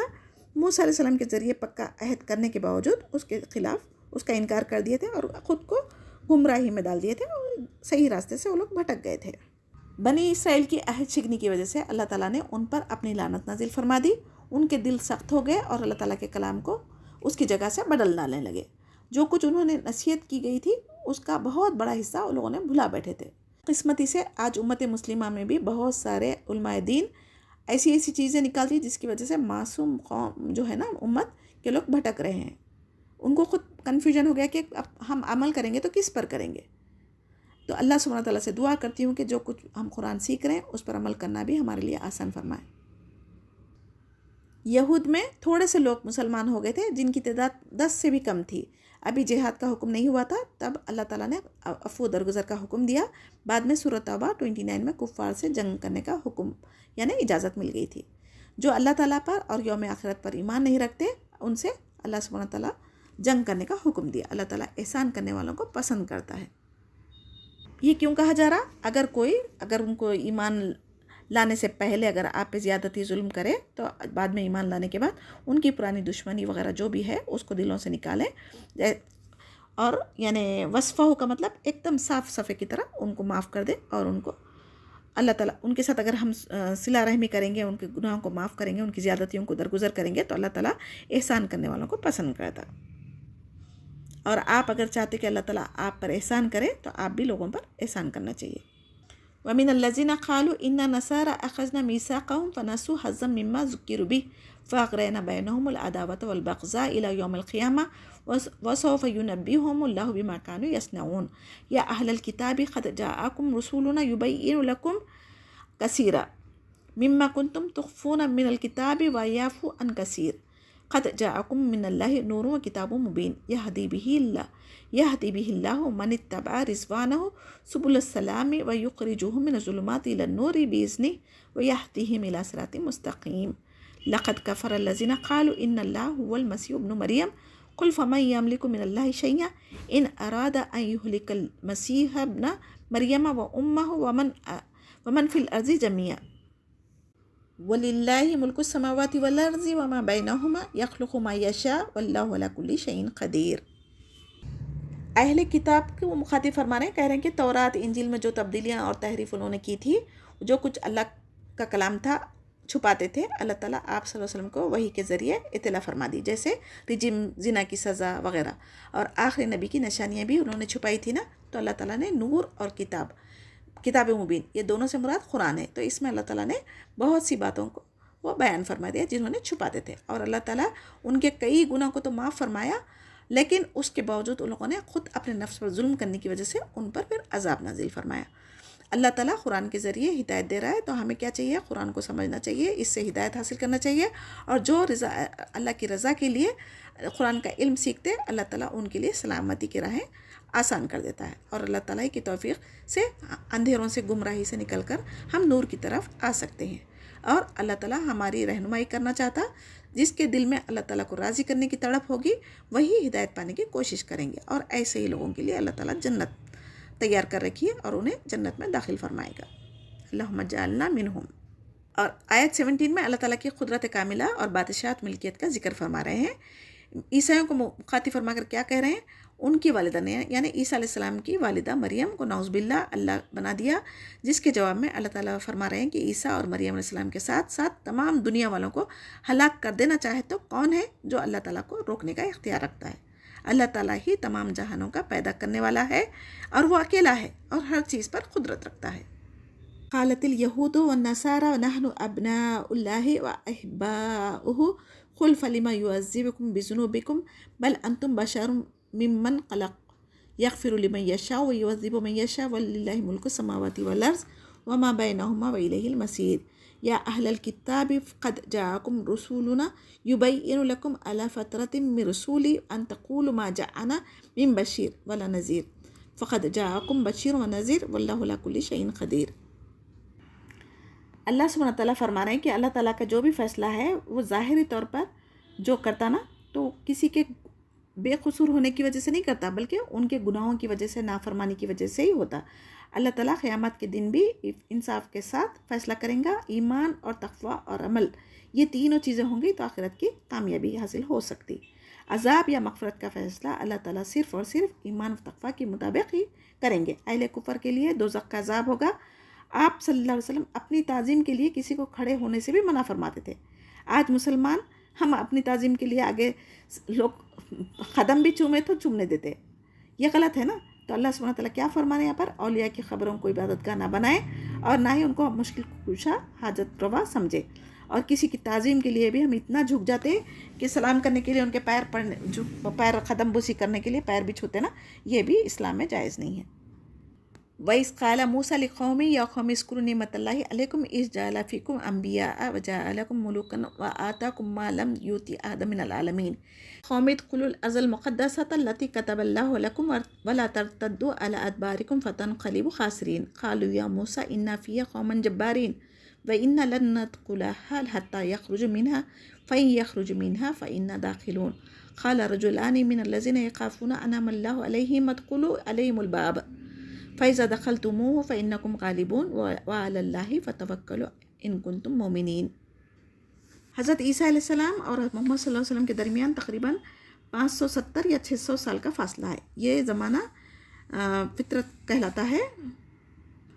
अल्लाह ताला आपके ज़रिए दुनिया वालों को हिदायत का रास्ता बता दिए हैं ताकि कोई ये ना कह सके कि हमारे पास तो कोई डराने वाला पैगम्बर नहीं आया। इस आयत में अल्लाह सुब्हानहू तआला मूसा अलैहिस्सलाम की कौम को अपनी नेमतों को जो दी थी ना वो याद दिला रहे हैं, और तमाम अंबिया बनी इसराइल में से हुए थे ना जिनका सिलसिला हज़रत ईसा अलैहिस्सलाम पर ख़त्म हुआ, और आखिरी नबी हमारे इस्माइल अलैहिस्सलाम से हुए। इसी तरह कई बादशाह भी उनमें आए, और बादशाहत कुछ अंबियाओं को मसलन हज़रत सुलेमान अलैहिस्सलाम, हज़रत दाऊद अलैहिस्सलाम को भी मिली थी ना। ये सब अल्लाह ताला का इनाम है। इसमें इशारा है उन इनामत और मुअज्जिज़ात की तरफ जिनसे बनु इसराइल नवाजे गए थे, जैसे मनसलवा का नज़ूल, बादलों का साया, फ़िरौन से नजात, दरिया में रास्ता बना देना। इस लिहाज से बनी इसराइल की कौम अपने ज़माने में फजीलत और ऊंचे मुकाम की हामिल थी, लेकिन आखिरी नबी मोहम्मद सल्लल्लाहु अलैहि वसल्लम के बाद अब ये मुकाम फजीलत उनसे छीनकर हमें यानी उम्मत मोहम्मदिया को दिया गया है। तो अब हमें क्या करना चाहिए, अल्लाह और रसूल की इताअत करना ज़रूरी है, तभी तो ये फजीलत हम में बाकी रहेंगी, वरना हम भी क़यामत के दिन गुमराहों में उठाए जाएंगे। बनी इसराइल का यानी याकूब अलैहिस्सलाम का असल घर मकान कहाँ था, रिहाइश कहाँ थी, बैतुल मुक़द्दस था। लेकिन जब यूसुफ़ अलैहिस्सलाम मिस्र आ गए थे तो ये लोग भी मिस्र, इनकी नस्ल बनी इसराइल की वहीं पर थी। जब अल्लाह सुब्हानहू तआला ने हुक्म दिया कि बैतुल मुक़द्दस जाकर फिर से आबाद हो, तो वहाँ पर क्या हो गया था, अमालिका कौम वहाँ पर हुक्मरानी करने लगी थी। ये बहुत ही ताकतवर कौम थी, तो इनसे लड़ने के लिए मूसा अलैहिस्सलाम की कौम ने इनकार कर दिया था, और उन्होंने क्या कहा था, हम यहाँ पर रहेंगे, आप और आपका खुदा जाके लड़े, यानी जिहाद से इनकार कर दिया था। क़ालू या मूसा इन्ना लन नदख़ुलहा अबदन मा दामू फ़ीहा फ़ज़हब अंत व रब्बुका फ़क़ातिला इन्ना हाहुना क़ाइदून क़ाला रब्बी इन्नी ला अमलिकु इल्ला नफ़्सी व अख़ी फ़फ़्रुक़ बैनना व बैनल क़ौमिल फ़ासिक़ीन क़ाला फ़इन्नहा मुहर्रमतन अलैहिम अर्बईना सना यतीहूना फ़िल अर्ज़ फ़ला तासा अलल क़ौमिल फ़ासिक़ीन। यानी बनी इसराइल क्या करे थे, अमालिका कौम की बहादुरी की वजह से डर के अल्लाह ताला के वादे पर यकीन नहीं करे थे, ना मूसा अलैहिस्सलाम का साथ दिए थे, बल्कि उन्होंने वहीं पर बैठ गया और बैतुल मुक़द्दस फ़तह करने में भी मूसा अलैहिस्सलाम को साथ नहीं दिए। यहाँ पर फिर हमें अल्लाह ताला क्या ताकीद फरमा रहे हैं कि अल्लाह पर तवक्कल करना चाहिए। ताकत और क़ुव्वत के सामने अल्लाह ताला को हम कभी भी कमतर नहीं समझ सकते। ज़ाहिरी असबाब के बजाय अल्लाह पर तवक्कल अगर मोमिनों का होगा और अल्लाह और रसूल की इताअत करेंगे तो वहीं पर कामयाबी हमें मिल सकती है। بنو اسرائیل میں 2 شخص جو نیک تھے، اللہ تعالیٰ کا فضل تھا ان پر، تو انہوں نے کیا کہا، تم دروازے میں قدم تو رکھو اللہ کے نام سے، پھر اللہ تعالیٰ تم کو غالب کر دے گا، تم اگر مومن ہو تو اللہ پر بھروسہ کر کے تو دیکھو۔ انہوں نے موسیٰ علیہ السلام کی بات نہیں مانی، تو پھر موسیٰ علیہ السلام نے اپنی نافرمان قوم کے مقابلے میں اپنی بے بسی کا اظہار اللہ تعالیٰ کے سامنے فرما رہے تھے اور اپنی برات کا اعلان کر رہے تھے۔ سوائے موسیٰ اور بھائی ان کے ہارون علیہ السلام کے کوئی میرے اختیار میں نہیں ہے، اس قوم سے جدائی ڈالنے کی بھی انہوں نے دعا فرمائی تھی۔ تو ان کے نبی کی نافرمانی کرنے کی وجہ سے اللہ تعالیٰ نے ان کو 40 سال تک میدان تیہ میں بھٹکتے چھوڑ دیا، کیونکہ یہ لوگوں نے اللہ کی نافرمانی کی نا، جہاد سے انکار کیے، تو اسی لیے اللہ تعالیٰ نے ان پر یعنی خانہ بدوشی کی زندگی مسلط کر دی۔ اللہ تعالیٰ موسیٰ علیہ السلام کو تسلی دے رہے ہیں کہ یہ فاسقوں کے لیے غم نہ کریں، ان کی نافرمانی کے باوجود ان پر پھر بھی اللہ تعالیٰ نے من و سلوہ کا نزول فرمایا، جس سے اکتا کر روز روز ایک ہی کھانا نہیں کھائیں گے ہم، دل بھر گیا کہہ کے موسیٰ علیہ السلام سے مختلف قسم کے کھانے جیسے دالیں، سبزیاں، ککڑی وغیرہ کی فرمائش کی تھی۔ یہیں پر بادلوں کا سایہ ہوا تھا، پتھر پر لاٹھی مارنے سے 12 قبیلوں کے لیے 12 چشمے جاری ہوئے تھے، اور کئی انعامات ہیں جو 40 سال تک ان کو ملتے رہے۔ پھر 40 سال بعد اس قوم نے بیت المقدس میں داخل ہوئی تھی۔ پیغمبر دعوت تبلیغ دینے کے باوجود دیکھتے ہیں کہ قوم سیدھا راستہ اختیار کرنے کے لیے تیار ہی نہیں تھی، جس میں دین دنیا کی بھلائی ہے تو فطری طور پر سخت دلی تکلیف ہوتی تھی۔ یہی حال آپ صلی اللہ علیہ وسلم کا بھی تھا، جس کا ذکر قرآن میں کئی جگہ ہے۔ اللہ تعالیٰ اپنے نبیوں کو تسلی فرما رہے ہیں کہ دعوت تبلیغ کے بعد اگر کوئی نہ مانے تو اس کی سزا اس کو ہی ملے گی۔ آپ صلی اللہ علیہ وسلم اس سے بری ذمہ ہو گئے، یعنی تاکہ وہ غمگین نہ ہو۔ تو ہمیں بھی اس آیت سے کیا پتہ چل رہا، دین کے راستے میں دعوت اسلام کی تبلیغ کرنا ہر مسلمان مرد عورت پر فرض ہے۔ ہاں، ہر حال میں ہم اگر کوشش کرنے کے باوجود اگر کوئی ہدایت پہ نہیں آئے تو اس کا ذمہ دار وہ ہوگا، اس کی ذمہ داری ہم پر نہیں ہوگی، اور نہ ہی اللہ سبحانہ تعالیٰ اس کے بارے میں ہمیں سوال کریں گے۔ وَاتْلُ عَلَيْهِمْ نَبَأَ ابْنَ آدَمَ بِالْحَقِّ إِذْ قَرَّبَا قُرْبَانًا فَتُقُبِّلَ مِنْ أَحَدِهِمَا وَلَمْ يُتَقَبَّلْ مِنَ الْآخَرِ قَالَ لَأَقْتُلَنَّكَ قَالَ إِنَّمَا يَتَقَبَّلُ اللَّهُ مِنَ الْمُتَّقِينَ لَئِن بَسَطتَ إِلَيَّ يَدَكَ لِتَقْتُلَنِي مَا أَنَا بِبَاسِطٍ يَدِيَّ إِلَيْكَ لِأَقْتُلَكَ إِنِّي أَخَافُ اللَّهَ رَبَّ الْعَالَمِينَ إِنِّي أُرِيدُ أَن تَبُوءَ بِإِثْمِي وَإِثْمِكَ فَتَكُونَ مِنْ أَصْحَابِ النَّارِ وَذَلِكَ جَزَاءُ الظَّالِمِينَ فَطَوَّعَتْ لَهُ نَفْسُهُ قَتْلَ أَخِيهِ فَقَتَلَهُ فَأَصْبَحَ مِنَ الْخَاسِرِينَ فَبَعَثَ اللَّهُ غُرَابًا يَبْحَثُ فِي الْأَرْضِ لِيُرِيَهُ كَيْفَ يُوَارِي سَوْءَةَ أَخِيهِ قَالَ يَا وَيْلَتَى أَعَجَزْتُ أَنْ أَكُونَ مِثْلَ هَذَا الْغُرَابِ فَأُوَارِيَ سَوْءَةَ أَخِي فَأَصْبَحَ مِنَ النَّادِمِينَ۔ آیت 27 میں آدم علیہ السلام کے دونوں بیٹے حابل اور قابل کا ذکر فرمایا گیا ہے۔ ابتدائی دور میں آدم علیہ السلام کے 2 جوڑواں لڑکا لڑکی پیدا ہوتے تھے، ایک حمل سے جو بیٹی بیٹا ہوتا تھا ان کا نکاح دوسرے حمل والے بیٹا اور بیٹی کے ساتھ کیا جاتا تھا، لیکن قابل نے اپنی نیت خراب کی اور اپنی ہی بہن سے جو خوبصورت تھی نکاح کرنا چاہتا تھا، تو آدم علیہ السلام کو کے لاکھ سمجھانے پر بھی وہ نہیں مانا۔ تب مشورہ دیا گیا کہ تم دونوں نے اللہ تعالیٰ کی راہ میں نظر مانو، جس کی قربانی قبول ہوگی وہ اس لڑکی سے نکاح کرے گا۔ تو حابل کی قربانی قبول ہو گئی، آسمان سے آگ آ کر نکل جاتی تھی وہ، تو اس کا مطلب تھا نظر قبول ہوگی۔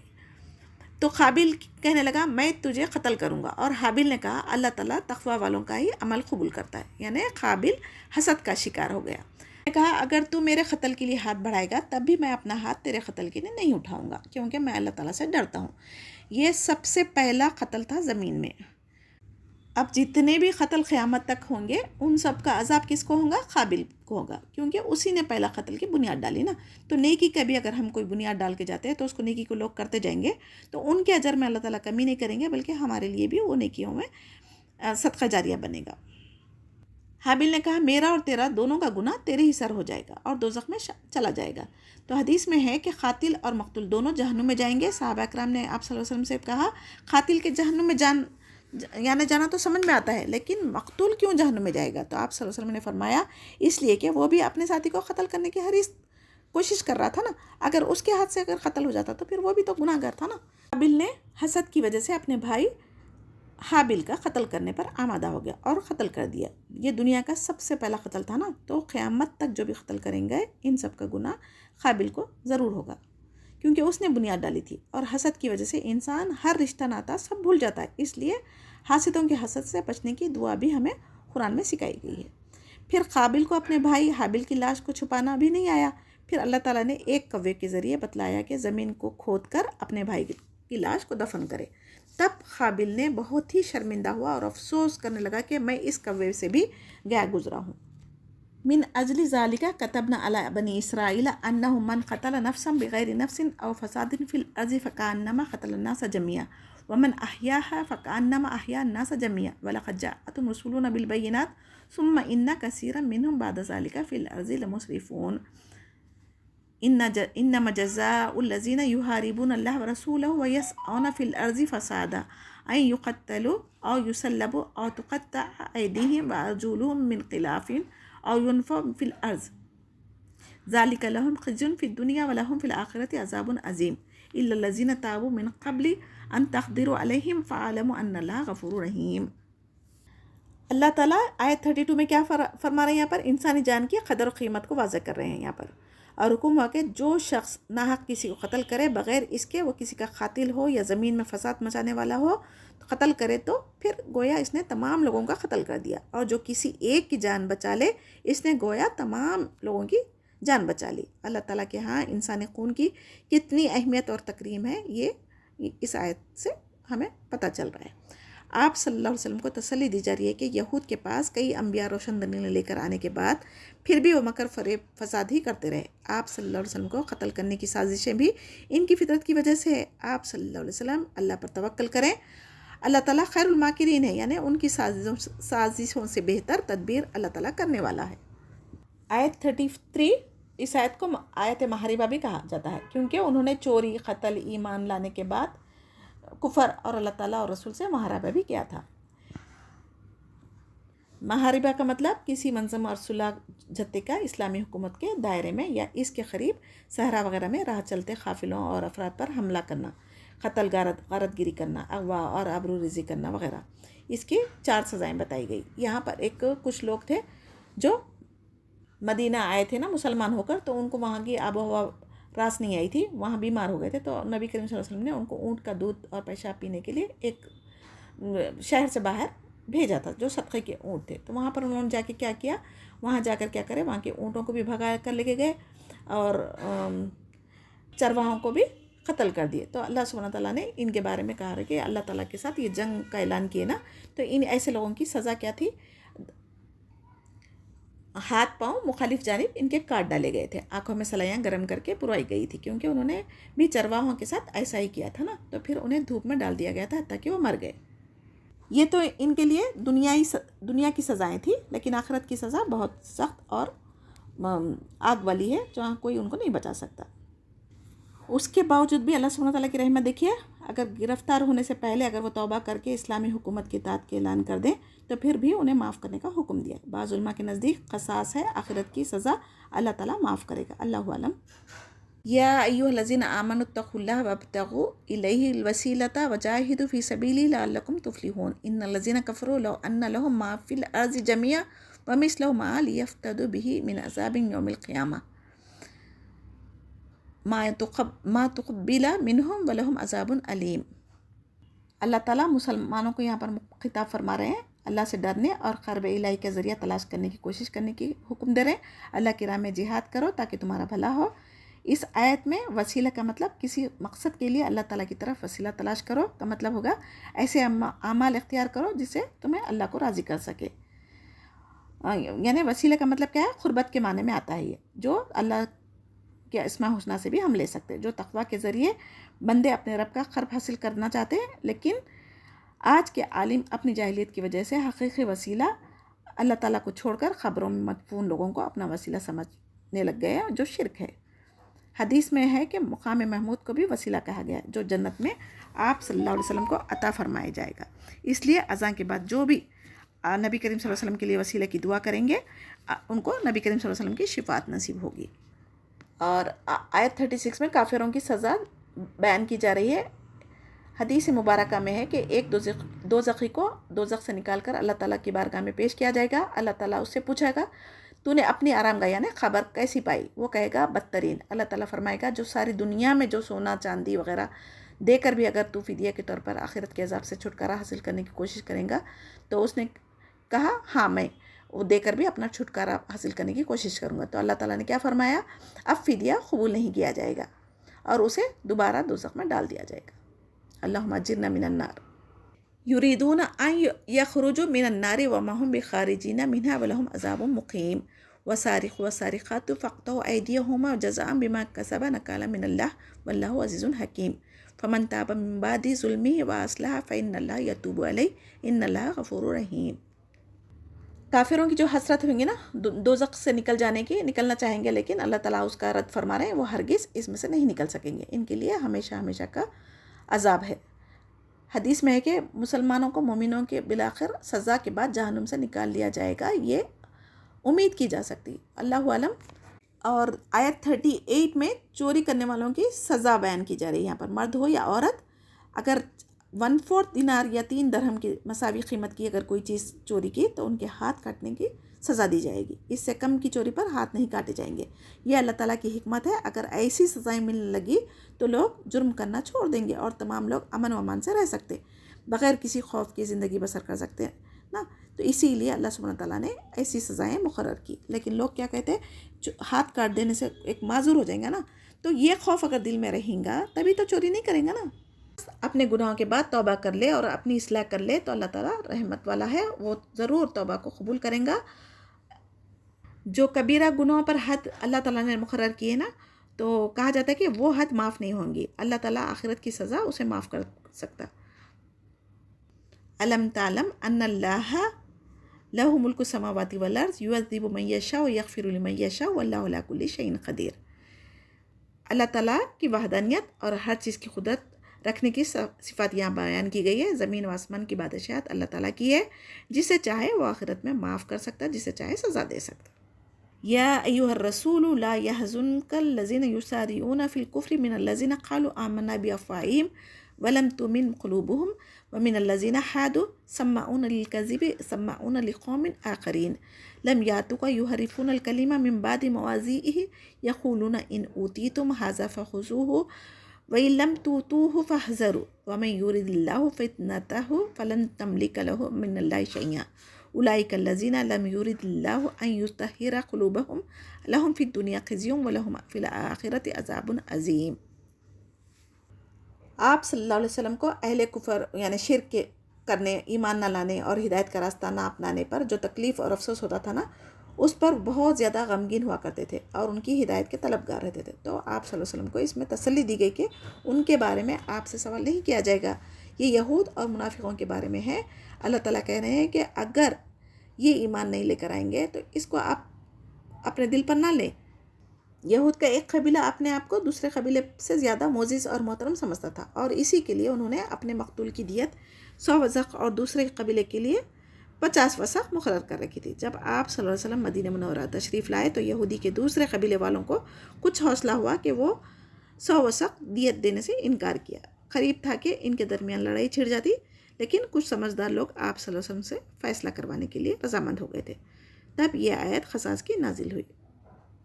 قصاص میں خاندان قبیلہ کو نہیں دیکھا جائے گا، بلکہ جان کے بدلے میں جان، مرد کے بدلے مرد، عورت کے بدلے میں عورت، آزاد کے بدلے میں آزاد، غلام کے بدلے میں غلام. جو جس کا قتل کیا وہ قصاص میں اسی کا قتل کیا جائے گا. سماعون للکذب اکلون للسحت فإن جاءوک فاحکم بینہم او اعرض عنہم وإن تعرض عنہم فلن یضرک شیئا وإن حکمت فاحکم بینہم بالقسط ان اللہ یحب المقسطین. وَكَيْفَ يُحَكِّمُونَكَ وَعِندَهُمُ التَّوْرَاةُ فِيهَا حُكْمُ اللَّهِ ثُمَّ يَتَوَلَّوْنَ مِن بَعْدِ ذَلِكَ وَمَا أُولَٰئِكَ بِالْمُؤْمِنِينَ. إِنَّا أَنزَلْنَا التَّوْرَاةَ فِيهَا هُدًى وَنُورٌ يَحْكُمُ بِهَا النَّبِيُّونَ الَّذِينَ أَسْلَمُوا لِلَّذِينَ هَادُوا وَالرَّبَّانِيُّونَ وَالْأَحْبَارُ بِمَا اسْتَحْفِظُوا مِن كِتَابِ اللَّهِ وَكَانُوا عَلَيْهِ شُهَدَاءَ فَلَا تَخْشَعُوا النَّاسَ وَاخْشَوْنِي وَلَا تَشْتَرُوا بِآيَاتِي ثَمَنًا قَلِيلًا وَمَن لَّمْ يَحْكُم بِمَا أَنزَلَ اللَّهُ فَأُولَٰئِكَ هُمُ الْكَافِرُونَ. وَكَتَبْنَا عَلَيْهِمْ فِيهَا أَنَّ النَّفْسَ بِالنَّفْسِ وَالْعَيْنَ بِالْعَيْنِ وَالْأَنْفَ بِالْأَنْفِ وَالْأُذُنَ بِالْأُذُنِ وَالسِّنَّ بِالسِّنِّ وَالْجُرُوحَ قِصَاصٌ وَمَن تَصَدَّقَ بِهِ فَهُوَ كَفَّارَةٌ لَّهُ وَمَن لَّمْ يَحْكُم بِمَا أَنزَلَ اللَّهُ فَأُولَٰئِكَ هُمُ الظَّالِمُونَ. آیت 42 میں سماعون کے معنی بہت زیادہ سننے والے. اس کے 2 مفہوم ہیں، ایک جاسوسی کرنے کے لیے سننا اور زیادہ باتیں سن کے دوسروں کو لگانا، اور دوسرا دوسروں کی باتیں ماننے اور قبول کرنے کے لیے سننا. آپ صلی اللہ علیہ وسلم کو یہاں پر اختیار دیا جا رہا ہے کہ یہود نصارہ جھوٹ اور حرام کھانے کے لیے عادی ہو چکے تھے نا، تو اپنے فائدے کے لیے، فیصلے کروانے کے لیے کبھی اگر آپ صلی اللہ علیہ وسلم کے پاس آئے تو آپ چاہے تو انکار کر دیں، چاہے تو آپ فیصلہ کر دیں، مگر جب بھی فیصلہ کریں گے عدل و انصاف کے ساتھ فیصلہ کرنے کا حکم ہوا ہے۔ اللہ تعالیٰ عدل و انصاف کرنے والا ہے نا، تو عدل کے ساتھ ہمیں بھی فیصلے کرنا چاہیے۔ تورات میں تمام احکامات موجود تھے، پھر بھی انہوں نے تحریف کر دی تھی، جس کی وجہ سے اصلی حالت میں اب کوئی آسمانی کتاب باقی نہیں رہی سوائے قرآن مجید کے، جس کی حفاظت کی خود اللہ تعالیٰ نے ذمہ داری لی ہے۔ تو اپنی کتابوں میں احکام ہونے کے باوجود آپ صلی اللہ علیہ وسلم کے پاس آتے، پھر آپ صلی اللہ علیہ وسلم جو فیصلہ کرتے اس کو نہیں مانتے تھے۔ دراصل یہ ایمان و یقین اللہ تعالیٰ پر رکھتے ہی نہیں تھے نا۔ اور آج ہم مسلمان بھی ہمارے اپنی شریعت کو چھوڑ کر کورٹ کچہری کے چکروں میں جا رہے ہیں نا، تو ہم بھی آج انہی کی مشابہت اختیار کرے ہوئے ہیں۔ بنی اسرائیل کو تورات دی گئی تھی، اس میں ہدایت و نور دونوں تھا۔ ہر پیغمبر کی دعوت کیا تھی؟ توحید کی تھی۔ جتنے بھی رسول آئے سب اللہ تعالیٰ کی وحی کے مطابق ہی اپنی امتوں کو کہتے تھے، اور اس کی کتاب کی حفاظت کرنے کا بھی حکم دیا گیا تھا۔ لیکن ان لوگوں نے کیا کیا؟ بغیر اللہ تعالیٰ سے ڈرے کے اس میں تبدیلی و تحریف کرنے لگے، اور رشوت کے طور پر تحفے تحائف قبول کر کے عام کے لیے الگ مسئلے رکھتے تھے، اور جو مالدار ہوتے تھے ان کے لیے الگ فتوے دیا کرتے تھے۔ اس آیت میں بات تو بنی اسرائیل کی ہے، لیکن ہمارے لیے تاکید کی گئی کہ دنیا والوں سے ڈر کر قرآن کے خلاف فیصلے نہ کریں۔ جو لوگ اللہ تعالیٰ کی شریعت کو چھوڑ کر فیصلے کریں وہ کافر ہیں۔ پھر مسلمان کیسے ایمان کے بدلے میں کفر پر راضی ہو سکتے؟ اللہ تعالیٰ ہم سے سوال کر رہے ہیں۔ وَقَفَّيْنَا عَلَىٰ آثَارِهِم بِعِیسَىٰ ابْنِ مَرْیَمَ مُصَدِّقًا لِمَا بَیْنَ یَدَیْهِ مِنَ التَّوْرَاةِ وَآتَیْنَاهُ الْإِنجِیلَ فِیہِ ھُدًى وَنُورٌ وَمُصَدِّقًا لِمَا بَیْنَ یَدَیْهِ مِنَ التَّوْرَاةِ وَھُدًى وَمَوْعِظَةً لِلْمُتَّقِینَ وَلْیَحْکُمْ أَہْلُ الْإِنجِیلِ بِمَا أَنزَلَ اللَّهُ فِیہِ وَمَن لَم یحکم بِمَا أَنزَلَ اللَّهُ فَأُولَٰئِکَ هُمُ الْفَاسِقُونَ۔ اللہ تعالیٰ نے جو شریعت کے احکامات ہیں اس کے مطابق فیصلہ نہ کرنے اور زندگی کے تمام معاملات میں قرآن و سنت سے رہنمائی حاصل کرنے کی تاکید فرمائی ہے۔ اگر ایسا نہیں کرے تو اللہ تعالیٰ 3 لفظوں میں اپنی ناراضگی ظاہر کی ہے۔ نمبر 1 ظالم کہا، دوسرا کافر، تیسرا فاسق۔ یعنی کافر ہوگا یعنی مسلمان نام کا ہوگا، لیکن یہ اصل دیکھا گیا تو اللہ کے کتاب کے حساب سے فیصلہ نہیں کرے گا، وہ کافر ہے، فاسق ہے، فاجر ہے، ظالم ہے۔ تو اللہ تعالیٰ کی ناراضگی اور غضب کا بھرپور اظہار فرما دیا یہاں پر۔ اب اس کے بعد انسان کو خود اپنی خواہشات کو اہمیت دینا ہے یا اللہ سے ڈرنا ہے، یہ ہمیں سوچنا چاہیے۔ یعنی انبیاءوں کا ذکر ہونے کے فوراً بعد حضرت عیسیٰ علیہ السلام کو یہاں پر بھیجا گیا تھا۔ اب پہلے سے نازل کردہ تورات میں بھی تصدیق کرنے والی تھی یہ کتاب، یعنی یہودیوں کو معلوم تھا کہ حضرت عیسیٰ علیہ السلام آئیں گے اور ان کو بھی شریعت دی جائیں گی، ان کو بھی کتاب دی جائیں گی، لیکن یہودی نے کیا کیا تھا؟ ان کی بھی تکذیب کی، اور انجیل جس میں نور اور ہدایت تھا اس کو بھی، اور تورات کی تصدیق کرتی تھی نا، اس کو بھی، اس کے اوپر بھی ایمان نہیں لائے تھے۔ جو ہدایت کا ذریعہ تھی ان کے لیے اس کو بھی اللہ تعالیٰ کی کتاب نہیں مانے تھے۔ پھر قرآن کریم جب نازل ہوا تو تورات و انجیل دیگر آسمانی صحیفے جو بھی آئے تھے نا، ان سب کے یعنی احکامات منسوخ ہو گئے تھے، اور آسمانی کتابوں کا سلسلہ ختم ہو گیا تھا۔ تب کیا کہتے تھے یہ یہودی؟ ہم تو ہماری کتاب جو تورات زبور تھی نا، انجیل تھی نا، ہم اس پر ایمان لاتے۔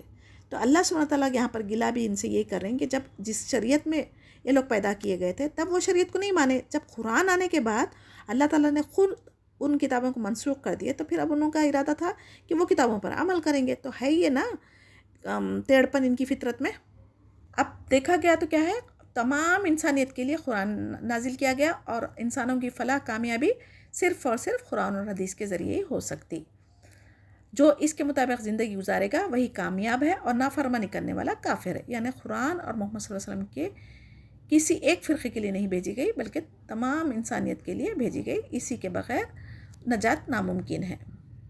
وَأَنزَلْنَا إِلَيْكَ الْكِتَابَ بِالْحَقِّ مُصَدِّقًا لِمَا بَيْنَ يَدَيْهِ مِنَ الْكِتَابِ وَمُهَيْمِنًا عَلَيْهِ فَاحْكُم بَيْنَهُم بِمَا أَنزَلَ اللَّهُ وَلَا تَتَّبِعْ أَهْوَاءَهُمْ عَمَّا جَاءَكَ مِنَ الْحَقِّ لِكُلٍّ جَعَلْنَا مِنكُمْ شِرْعَةً وَمِنْهَاجًا وَلَوْ شَاءَ اللَّهُ لَجَعَلَكُمْ أُمَّةً وَاحِدَةً وَلَكِنْ لِيَبْلُوَكُمْ فِيمَا آتَاكُمْ فَاسْتَبِقُوا الْخَيْرَاتِ إِلَى اللَّهِ مَرْجِعُكُمْ جَمِيعًا فَيُنَبِّئُكُم بِمَا كُنتُمْ فِيهِ تَخْتَلِفُونَ وَأَنِحْكُم بَيْنَهُم بِمَا أَنزَلَ اللَّهُ وَلَا تَتَّبِعْ أَهْوَاءَهُمْ وَاحْذَرْهُمْ أَن يَفْتِنُوكَ عَن بَعْضِ مَا أَنزَلَ اللَّهُ إِلَيْكَ فَإِن تَوَلَّوْا فَاعْلَمْ أَنَّمَا يُرِيدُ اللَّهُ أَن يُصِيبَهُم بِبَعْضِ ذُنُوبِهِمْ وَإِنَّ كَثِيرًا مِنَ النَّاسِ لَفَاسِقُونَ أَفَحُكْمَ الْجَاهِلِيَّةِ يَبْغُونَ وَمَنْ أَحْسَنُ مِنَ اللَّهِ حُكْمًا لِقَوْمٍ يُوقِنُونَ۔ آپ صلی اللہ علیہ وسلم کو بار بار تاکید کریں کہ ان کے معاملات، یہود و نصارہ کے جو معاملات ہوتے تھے ان کے صرف قرآن کے مطابق فیصلہ کریں، ان کی خواہشوں کی تابعداری نہ کریں. اگر آپ صلی اللہ علیہ وسلم کو قرآن کے مطابق فیصلے کرنے سے وہ روک دے، اگر یہود آپ کے قرآن کو فیصلے سے منہ موڑ لے تو آپ غمگین نہ ہوں. اللہ تعالیٰ کا ارادہ پہنچ کر ہی رہیں گا. ان کے گناہوں کی سزا انہیں دی جائے گی. اکثر لوگ فاسق ہوتے ہیں جو اللہ تعالیٰ کا حکم ماننا ہی نہیں چاہتے، تو ان کے لیے آپ غمگین نہ ہو. اب ہمارے لیے قرآن اور اسلام یہ دونوں چیزیں ہدایت اور روشنی کا ذریعہ ہے، باقی کے سب دین جہلیت کی طرف لے کر جاتے. یا ایھا الذین آمنوا لا تتخذوا الیہود والنصارى اولیاء بعضهم اولیاء بعض ومن یتولہم منکم فانہ منہم ان اللہ لا یہدی القوم الظالمین. یعنی ان آیتوں میں آپ دیکھ رہے ہیں بار بار تاکید کر رہے ہیں اللہ تعالیٰ یہود و نصارہ کو اپنا جگری دوست نہ بنائے. جو اسلام کے اور مسلمانوں کے یہ دشمن ہے نا، ایسا کرنے والوں پر سخت وعید بیان فرمائی گئی ہے. جو ان سے دوستی کرے گا وہ انہی میں سے ہو جائے گا. قرآن کی اس آیت سے حقیقت کا مشاہدہ ہر مسلمان کر سکتا ہے. یہود و نصارہ کا اگرچہ آپس میں عقائد کے لحاظ سے شدید اختلاف ہے اور باہمی بغض و عناد ہے، لیکن اس کے باوجود جب مسلمانوں کے خلاف اور اسلام کے خلاف اگر کوئی بات ہوتی تو وہ یہود و نصارہ ایک ہو کر مسلمانوں کو تکلیف پہنچاتے تھے. اس آیت کا شان نزول یہ ہے کہ حضرت عبادہ بن صامت انصاری رضی اللہ تعالیٰ عنہ اور رئیس المنافقین عبداللہ بن ابی دونوں ہی عہد جاہلیت سے یہود کے حلیف چلے آ رہے تھے.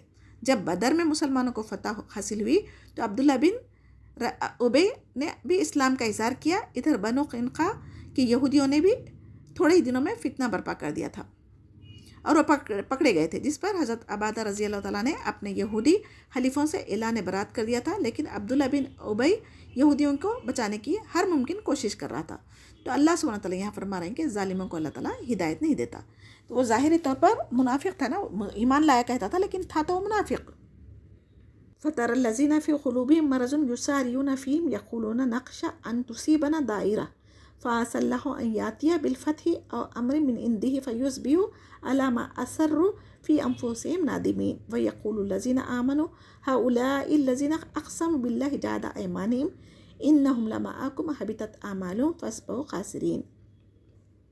ان کے دلوں میں بیماری سے مراد کیا ہے؟ نفاق. یعنی جو منافقین یہودیوں سے محبت اور دوستی میں جلدی کر رہے تھے، اگر کبھی مسلمان کو شکست ہو جائے تو اس کی وجہ سے کہیں ہمیں یہودیوں سے نقصان اٹھانا نہ پڑے، لہٰذا یہودیوں سے بھی دوستی رکھتے تھے اور موقع کے حساب سے جس طرف فائدہ ہے اس طرف جھکا کرتے تھے. اگر مسلمانوں کو فتح ہوئی تو ان کے ساتھ ظاہر کریں گے کہ ہم تو ایمان والے تھے. اپنے دلوں میں جو چھپاتے تھے نا، وہ باتوں کو اللہ تعالیٰ یہاں پر ظاہر فرما رہے. یہود و نصارہ پر جزیہ عائد کر دے، یہ اشارہ ہے کہ قتل اور ان کی اولاد کو قیدی بنانے، اور بنو نذیر کا جلاوطنی وغیرہ کی طرف اشارہ تھا. قسمیں کھا کر منافقین یہودی کیا کرتے تھے؟ یہودیوں سے اور مسلمانوں سے کہتے تھے کہ جس کی وجہ سے ان کے اعمال ضائع ہو گئے اور یہ ناکام ہو گئے. یعنی یہ لوگ تھے منافق نا، تو یہودیوں سے بھی قسمیں کھا کر دھوکہ دیتے تھے اور مسلمانوں سے بھی کہتے تھے کہ ہم ایمان لے کر آئے. تو اللہ تعالیٰ اسی جھوٹی قسمیں کھا کر دھوکہ دینے سے ان کے جو بھی نیک اعمال تھے ان کو ضائع کر دیے.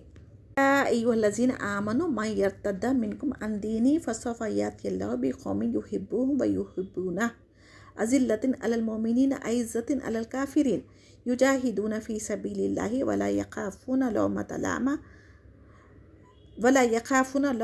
لائم ذلک فضل اللہ یؤتیہ من یشاء واللہ واسع علیم. انما ولیکم اللہ ورسولہ والذین آمنوا الذین یقیمون الصلاۃ ویؤتون الزکاۃ وہم راکعون ومن یتول اللہ ورسولہ والذین آمنوا فإن حزب اللہ هم الغالبون. اے ایمان والو، تم میں سے جو شخص اپنے دین سے پھر جائے یعنی مرتد ہو جائے تو اللہ تعالیٰ بہت جلد ایسی قوم کو لائے گا جو اللہ تعالیٰ کو محبوب ہوگی اور وہ بھی اللہ تعالیٰ سے محبت رکھتی ہوگی. آپ صلی اللہ علیہ وسلم کی وفات کے فوراً بعد یہ واقعے بھی ایسے یہ فتنے بھی پیش آئے تھے.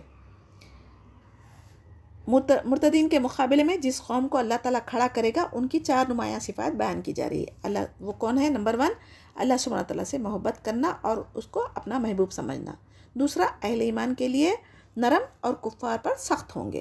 تیسرا اللہ تعالیٰ کی راہ میں جہاد کریں گے، جان سے مال سے لڑیں گے. چوتھا اللہ تعالیٰ کے بارے میں کسی کی ملامت سے نہ ڈریں گے. تو یہ خصوصیت کس کی ہے؟ یہ مومن ایمان والوں کی ہے. ان تمام صفات سے صحابہ کرام بھرے ہوئے تھے یعنی جس کی وجہ سے اللہ تعالیٰ نے ان کو دنیا اور آخرت کی نعمتوں اور سعادتوں سے مشرف فرما دیا تھا اور اللہ تعالیٰ راضی ہو گئے ان صحابہ کرام سے. یہ خاص فضل تھا. کئی مسلمان تو کلمہ لا الہ الا اللہ تو پڑھتے ہیں لیکن دل سے نہیں پڑھتے، مگر اپنے رشتہ داروں اور دوستوں اور سماجی رسم و رواج کی بنا پر ڈر کے حق بات نہیں کہتے اور دین کے خلاف ورزی کے کام کرنے والوں کے ساتھ شامل ہو جاتے. تو ابھی ایسے لوگوں کو اللہ تعالیٰ کیا کرتا؟ ان کو توفیق سے، عمل کی توفیق سے محروم کر دیتا. تو ہمیں لوگوں کو خوش کرنے کے بجائے اللہ سبحانہ و تعالیٰ سے ڈرنا چاہیے اور اللہ کو خوش کرنے کی کوشش کرنی چاہیے. اور یہاں پر خوشخبری ہے. آیت 55 میں مسلمانوں کو اللہ تعالیٰ خود دوست ہے اور اس کا رسول ہے کہہ کر خوشخبری دی ہے. ایمان والے وہ ہے جو اللہ کے معاملے میں یعنی یہود نصارہ کو گہرے دوست نہیں بناتے، اور اس کے بدلے میں کیا کہا جا رہا؟ دنیا اور دوستوں کے دنیاوی دوستوں سے کئی گنا بہتر اللہ اور اس کا رسول ہے. اور جو مشرک لوگ ہیں نا، چاہے رشتہ داری کیوں نہ ہو، وہ ہمارے دوست نہیں ہو سکتے. اور اسی کے ساتھ میں کیا بتا رہے ہیں اللہ تعالیٰ؟ نماز ادا کرنے والے پابندی کے ساتھ رکوع سجدہ خشوع خضوع سے جو کرتے اور زکوٰۃ ادا کرتے، صرف اللہ تعالیٰ کی رضا کے لیے کرتے نا، وہی اللہ تعالیٰ کے چہیتے ہیں. جو کوئی اللہ اور رسول پر ایمان لائے اور مسلمانوں سے دوستی کرے، وہ یقین رکھے کہ اللہ تعالیٰ کی جماعت ہی غالب آئے گی. جو اللہ تعالیٰ اور قیامت کے دن پر ایمان رکھنے والے ہیں، وہ کبھی بھی اللہ تعالیٰ کے دشمن اور رسول کے دشمن کو اپنا دوست نہیں بنائیں گے. ماں باپ، بھائی بہن، چاہے رشتہ دار کیوں نہ ہو، اگر اللہ سبحانہ تعالیٰ کے ساتھ اگر شریک ٹھہرا رہے تو ہم ایسے لوگوں سے رشتہ توڑ سکتے. ہاں، صلہ رحمی کر سکتے انسانیت کے ناطے، مگر ہم ان کے ساتھ رشتے دل کی گہرائی سے نہیں رکھ سکتے. جن کے دلوں میں ایمان تقویٰ ہے، انہیں ہی اللہ تعالیٰ مدد فرمائے گا، جنت میں انہیں لوگوں کو داخل کرے گا. یا ایھا الذین آمنوا لا تتخذوا الذین اتخذوا دینکم ہزوا ولعبا من الذین اوتوا الکتاب من قبلکم والکفار اولیاء واتقوا اللہ ان کنتم مؤمنین وإذ نادیتم الی الصلاۃ اتخذوها ہزوا ولعبا ذلک بأنہم قوم لا یعقلون قل یا اہل الکتاب هل تنقمون منا الا ان آمنا باللہ وما انزل الینا وما انزل من قبل وان اکثرکم فاسقون. یعنی اس صورت میں کئی بار دیکھ رہے ہیں نا، اللہ تعالیٰ بار بار تاکید فرما رہے ہیں کہ اہل کتاب سے دوستی نہ کرو، کیونکہ وہ دین اسلام کا مذاق اڑاتے ہیں. آج نعوذ باللہ مسلمان میں بھی ایسے لوگ پیدا ہو چکے جو داڑھی، برقع، شرعی احکامات پر جو عمل کرتے ہیں، ان کا مذاق خود مسلمان ہی اڑا رہے ہیں. اور اہل کتاب اور کفار سے مومن کبھی دوستی نہ کریں. اللہ تعالیٰ سے ڈرنے کا حکم اس آیت میں بھی دوبارہ آیا ہے. اور جہاں کہیں اسلام کے شرعی احکامات کے خلاف ورزی ہوتے ہوئے دیکھ رہے ہیں، یہ اسلام کی اللہ کا مذاق اڑانا ہی ہے. تو ایسے لوگوں کی محفلوں سے ہمیں اٹھ جانا چاہیے. اور جب نماز کے لیے اذان دی جاتی ہو تو وہ اسی ہنسی کھیل مذاق میں جو عقل نہیں رکھتے نا، وہ لوگ مشغول رہتے. تو ویسے لوگوں کے لیے اللہ تعالیٰ نے یہاں پر وعید بیان فرما رہے. حدیث میں آتا ہے کہ جب شیطان اذان کی آواز سنتا ہے تو وہ خاک ڈالتا ہوا بھاگ جاتا ہے، اور جب اذان ختم ہو جاتی تو پھر آ جاتا ہے. تکبیر کے وقت پھر پیٹ پھیر کر چل دیتا ہے. پھر تکبیر ختم ہو جاتی تو پھر آ کر نمازیوں کے دلوں میں وسوسہ پیدا کرتا ہے. تو شیطان کی طرح اس کے پیروکاروں کو بھی اذان اچھی نہیں لگتی، اسی لیے وہ اس کا مذاق اڑاتے ہیں. جیسے کہ آج کل خود مسلمان کو فجر کی اذان پر اعتراض ہو رہا ہے. اس آیت میں نماز کے لیے ندا یعنی اذان کے لیے کہا گیا ہے، مگر طریقہ اور الفاظ کہیں بھی قرآن میں نہیں ملتے. مگر اذان کے الفاظ فرشتے کے ذریعے حضرت عمر رضی اللہ تعالیٰ عنہ اور عبداللہ بن زید دونوں کو خواب میں اذان کے الفاظ سنائے گئے تھے. نماز کا بھی حکم قرآن میں ہے، مگر رکعتیں حدیث سے ملتی ہے. لہٰذا قرآن کے ساتھ ساتھ ہمیں حدیث پر بھی ایمان اور عمل ضروری ہے. حدیث کا انکار کرنا بھی کفر ہے. دیکھیں، اب اکثر شادیوں میں دیکھیں ہم لوگ ناچ گانا، ویڈیوگرافی، غیر یعنی محرم کے سامنے نکلنا کرنا، یہ ساری چیزیں ہو رہی نا، تو اللہ کے شرعی احکامات کا مذاق اڑانا ہے. تو ویسی محفلوں میں ہمیں نہیں بیٹھنا چاہیے، ہمیں نکل جانا چاہیے. اللہ تعالیٰ ہم سے جو گناہ ہو کے اسے معاف فرمائے، آگے ہمیں ان سے بچنے کی توفیق عطا فرمائے. آمین یا رب. آپ صلی اللہ علیہ وسلم کو یہود و نصارہ سے کہنے کا حکم دیا جا رہا ہے کہ تم ہم سے اس وجہ سے دشمنیاں کر رہے ہو کہ اللہ تعالیٰ پر اور جو کچھ قرآن میں ہماری طرف نازل کیا گیا اس پر ہم ایمان لائے. مسلمانوں کے دشمن اکثر فاسق لوگ ہی ہوتے ہیں. آج بھی دیکھیں فلسطین میں مسلمان نہ ہونے کی وجہ سے ان پر کتنے ظلم ڈھا رہے ہیں، تو اللہ تعالیٰ ان کے لیے آخرت میں بہترین نظر رکھا ہے.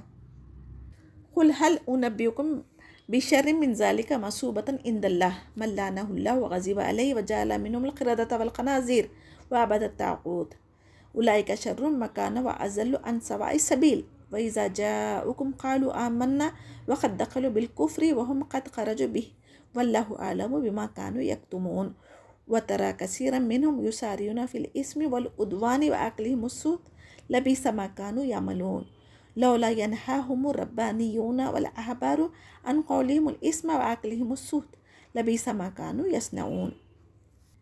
جس پر اللہ تعالیٰ کی لعنت ہے اور اللہ کے عذاب کی وجہ سے بعض سور اور بندر بنا دیے گئے ہیں، یعنی اہل کتاب مسلمانوں سے اس لیے ناراض ہوتے تھے کہ اللہ تعالیٰ اور تمام آسمانی کتابوں پر اور قرآن کریم پر ایمان رکھتے ہیں. کیا یہ کوئی قصور ہے مسلمانوں کا؟ نہیں نا. البتہ تم میں بدترین لوگ اور گمراہ ترین لوگ وہ ہے جو نفرت اور مذمت کے قابل ہے، جن پر اللہ تعالیٰ نے لعنت اور غضب کیا، اور جن میں بعض کو اللہ تعالیٰ نے بندر اور سور بنا دیے تھے، اور جنہوں نے طاغوت کی پوجا کی وہ اپنا کردار آئینے میں خود دیکھ لیں. مسلمانوں کو برا بھلا کہنے، مسلمانوں کی شریعت پر نکتہ چینی کرنے، انگلیاں اٹھانے سے پہلے وہ اپنے گریبان میں خود دیکھ لیں. اس آیت کے بعد اللہ تعالیٰ منافقوں کا ذکر کر رہے ہیں جو آپ صلی اللہ علیہ وسلم کی خدمت میں کفر کے ساتھ ہی آتے اور کفر کے ساتھ ہی واپس چلے جاتے. یعنی نبی کریم صلی اللہ علیہ وسلم کی محبت سے، ان کے واعظ و نصیحت سے، ان کی صحبت سے ان کے دلوں پر کوئی اثر نہیں ہوتا تھا. ان کے دل کفر کی وجہ سے زنگ آلود ہو چکے تھے. آپ صلی اللہ علیہ وسلم کی خدمت میں حاضری کا مقصد ہدایت کا حاصل کرنا نہیں ہوتا تھا، بلکہ دھوکہ اور فریب دینے کے لیے مسلمانوں کو حاضر ہوتے تھے. تو فائدہ کس کو ہو سکتا؟ اگر کوئی دین کی محفلوں میں اگر کوئی جا رہا تو اس کو فائدہ کب ہو سکتا؟ جب دل سے اللہ تعالیٰ کی رضا چاہے، ہدایت چاہے، تبھی اس کو ہدایت مل سکتی. آج ہم مسلمان کو کوشش حق پہچاننے کی کرنا ضروری ہے. آگے والے اس سے فائدہ حاصل کرے یا نہ کرے وہ اللہ تعالیٰ کے ہاتھ میں ہے. ہمیں کیا ہے؟ ہدایت کی طرف ان کو بلانا، امر بالمعروف و تنہی عن المنکر کرتے رہنا چاہیے. آج کے دور میں اکثر لوگ ہم بھی کیا کر رہے ہیں؟ حلال حرام کی تمیز کرنا بھول گئے. ظلم زیادتی کرنا، کسی کا بنا حق کے مال کھانا، رشوت لینا، رشوت دے کر اپنے کام نکالنا، سود کے معاملات کرنا، یہ سب چیزیں نہایت برے کام ہیں. اللہ تعالیٰ جس سے بچنے کے لیے کہا ہے وہ ساری چیزیں آج مسلمان معاشرے میں عام ہوتی جا رہی ہے. اور آج مسلمان رشوت لینا حرام نہیں سمجھتے، نہ دینا حرام سمجھتے، اس کے بغیر گزارا ناممکن ہے سمجھتے. لیکن اللہ پہ توکل کر کے راستے اللہ بنانے والا ہے نا، اس سے ہم مدد حاصل کر سکتے. آیت 63 میں اللہ تعالیٰ کس کو؟ عالم دین، عابد، مشائخ کو مخاطب کر رہے ہیں. یہاں پر اکثر یہ تمہارے سامنے فسق و فجور اور حرام خوری کا ارتکاب کر رہے ہیں لیکن تم انہیں منع نہیں کرتے. ایسے حالت میں علماء دین کی خاموشی بہت بڑا جرم ہے. امر بالمعروف و تنہی عن المنکر اگر ہم نہیں کریں گے، یہ بہت بڑی اہم چیز ہے. اس کا اگر ہم ترک کر دیں گے تو سخت ہمارے لیے بھی وعید ہے. ہر مومن پر لازم ہے کہ وہ جہاں بھی برائی دیکھے زبان سے، ہاتھ سے روکے. اگر طاقت نہ ہو تو کم سے کم دل میں اس کو برا جانے. یہ کم درجے کا ایمان ہے. اب سمجھیے، اب ہمارے کو علم قرآن کا حاصل ہو چکا، اب اس کے باوجود بھی ہم اپنے گھر میں، اپنے خاندان میں، اپنے بچوں کو اگر غیر شرعی کام کرتے ہوئے دیکھیں اور روک رہے نہیں تو اس کا عذاب ہمیں بھی ہونے والا ہے. خاموشی اگر بیٹھ گئے، اگر ہم بولیں گے کہ ہمارے بولنے سے ہمارے خاندان والے تھوڑے ہی سنیں گے، ہمارے بولنے سے ہمارے سسرال والے تھوڑے ہی سنیں گے، وہ ناراض ہو جائیں گے، اگر یہ سوچ کے اگر آپ خاموش بیٹھ رہے ہیں تو آپ بھی اللہ تعالیٰ کی نظر میں مجرم ہیں اور اللہ کے عذاب سے ہمیں کوئی نہیں بچا سکتا. تو ہمیں حق بات کہنا چاہیے. وقالت الیہود ید اللہ مغلولت غلت ایدیہم ولعنوا بما قالوا بل یداہ مبسوطتان ينفق کیف یشاء ولا یزیدن کثیرا منہم ما انزل الیک من ربک طغیانا وکفرا والقینا بینہم العداوۃ والبغضاء الی یوم القیامہ کلما اوقدوا نارا للحرب اطفاءها اللہ ویسعون فی الارض فسادا واللہ لا یحب المفسدین. جیسا کہ سورہ آل عمران 181 آیت میں گزر چکا، وہی اس آیت میں بھی اللہ تعالیٰ پھر سے فرما رہے ہیں. جب اللہ کی راہ میں خرچ کرنے کی ترغیب دی گئی اور اسے اللہ تعالیٰ کو قرض حسنہ دینے سے تعبیر کیا تو ان یہودیوں نے کہا اللہ تعالیٰ فقیر ہے. نعوذ باللہ. جو لوگوں سے قرض مانگ رہا ہے، جو کچھ اللہ تعالیٰ نے ہمیں دیا ہے وہ اسی کی مہربانی ہے نا، تو اسی کا مال اسی کی راہ میں غریبوں مسکینوں کو دینے کے لیے، یتیموں کو دینے کے لیے، مسافروں کو دینے کے لیے اگر اللہ تعالیٰ خرچ کرنے کا کہہ رہا تو اس میں ہم کیوں کوتاہی کریں، کوئی سستی کاہلی کریں، کیوں کنجوسی کریں؟ اللہ تعالیٰ تو اس مال کو بڑھا چڑھا کر ہمیں واپس دے گا، دنیا میں بھی دے سکتا اور آخرت میں اجر عظیم عطا کرے گا. وہاں تو مال نہیں ملے گا نا، تو وہاں اجر ملنا ہمارے لیے فائدہ مند ہے. اللہ تعالیٰ دونوں طرح سے ہمیں آزماتا ہے، یعنی مال دے کر بھی آزماتا، مال لے کر بھی آزماتا. اگر مال ہمیں دیا تو کیا ہم اللہ کی راہ میں خرچ کرتے ہی نہیں کرتے دیکھتا، اور اگر مال نہیں ہے تو ہم ناشکری کے کلمات کہتے یا صبر کرتے، یہ بھی دیکھنا چاہتا. یعنی اگر اللہ تعالیٰ چاہتا تو وہ سب کو برابر دے دیتا تھا، اس کے خزانوں میں کوئی کمی نہیں آتی تھی. لیکن اللہ تعالیٰ کو مقصود ہے یہاں پر کہ کون مومن ہے، کون کافر ہے، کون شکر کرتا، کون صبر کرتا، وہ اللہ تعالیٰ یہاں پر ٹیسٹ کرنا چاہ رہے ہیں۔ جب کبھی آپ صلی اللہ علیہ وسلم کے خلاف کوئی سازش کرتے یا لڑائی کروانا چاہتا تو اللہ تعالیٰ ان کو باطل کر دیتا تھا، ان کی سازشیں انہی پر الٹ ڈالتا تھا۔ تو ان کی تو فطرت یہ تھی کہ زمین میں ہمیشہ فساد پھیلانے کی کوشش میں لگے ہوئے رہتے تھے، اور اللہ سبحانہ تعالیٰ فساد کرنے والوں کو نہیں پسند کرتا۔ تو یہ ایسے فسادیوں کو ختم کرنے کے لیے اللہ تعالیٰ دوسروں کو مسلط کرتا تاکہ دنیا سے فساد ختم ہو جائے سرزمین سے، اور امن سے لوگ رہ سکے۔ تو ہماری بھی قرآن کی تعلیمات امن و امان کے لیے ہے، لیکن ہم بدقسمتی سے آج قرآن کو سمجھ کر نہیں پڑھ رہے، نہ اس پر عمل کر رہے ہیں۔ اسی وجہ سے غیر قوم کے پاس ہمارا اسلام بدنام ہو رہا ہے۔ وَلَوْ أَنَّ أَهْلَ الْكِتَابِ آمَنُوا وَاتَّقُوا لَكَفَّرْنَا عَنْهُمْ سَيِّئَاتِهِمْ وَلَأَدْخَلْنَاهُمْ جَنَّاتِ النَّعِيمِ وَلَوْ أَنَّهُمْ أَقَامُوا التَّوْرَاةَ وَالْإِنْجِيلَ وَمَا أُنْزِلَ إِلَيْهِمْ مِنْ رَبِّهِمْ لَأَكَلُوا مِنْ فَوْقِهِمْ وَمِنْ تَحْتِ أَرْجُلِهِمْ مِنْهُمْ أُمَّةٌ مُقْتَصِدَةٌ وَكَثِيرٌ مِنْهُمْ سَاءَ مَا يَعْمَلُونَ۔ اگر اللہ تعالیٰ یہاں کیا فرما رہے ہیں، اگر اہل کتاب تورات، انجیل اور تمام آسمانی پچھلی کتابیں جتنی بھی گزر چکی نا، اگر ان احکامات کی پابندی کرتے جس میں آخری نبی کا ذکر موجود تھا تو یہ ضرور ایمان لاتے۔ پھر اللہ تعالیٰ انہیں ہر قسم کی نعمتیں دیتا، رزق دیتا، نتیجہ ان کا کیا ہوتا تھا، خوشحال زندگی ان کو مل جاتی تھی۔ مگر ان میں اکثریت کفر کرنے کی وجہ سے، غرور تکبر کی وجہ سے ان لوگوں نے کفر کیا، اور ان کی نسل سے نبوت چھینی گئی تھی نا، تو وہ ان کو حسد ہو گیا تھا۔ تو آج ان کی نقش قدم پر چل کر یہ ساری دنیا کے جو کفار ہے، مشرک ہے، اپنے اعمال خراب کر لے رہے۔ ان میں عبداللہ بن سلام رضی اللہ تعالیٰ عنہ جیسے کہ 8-9 افراد اور ایمان لے کر مدینہ منورہ ہجرت کرے تھے نا مسلمان ہو کے، تو ان کی بھی اللہ تعالیٰ یہاں پر تعریف فرما رہے۔ یا ایھا الرسول بلغ ما انزل الیک من ربک وان لم تفعل فما بلغت رسالتہ واللہ یعصمک من الناس ان اللہ لا یہدی القوم الکافرین۔ قل یا اہل الکتاب لستم علی شیء حتی تقیموا التوراۃ والانجیل وما انزل الیکم من ربکم ولیزیدن کثیرا منہم ما انزل الیک من ربک طغیانا وکفرا فلا تأس علی القوم الکافرین۔ آپ صلی اللہ علیہ وسلم کو حکم دیا جا رہا ہے کہ جو کچھ آپ پر نازل کیا گیا وہ بنا کسی کمی اور ڈرے بغیر عوام کو بتا دے، یعنی امت کو بتا دے۔ چنانچہ آپ صلی اللہ علیہ وسلم نے ایسا ہی کیا۔ اگر آپ صلی اللہ علیہ وسلم ایسا نہیں کرتے تو پھر نبی کریم صلی اللہ علیہ وسلم بھی قصوروار ہو جاتے تھے، رسالت کا حق ادا نہیں ہوتا تھا۔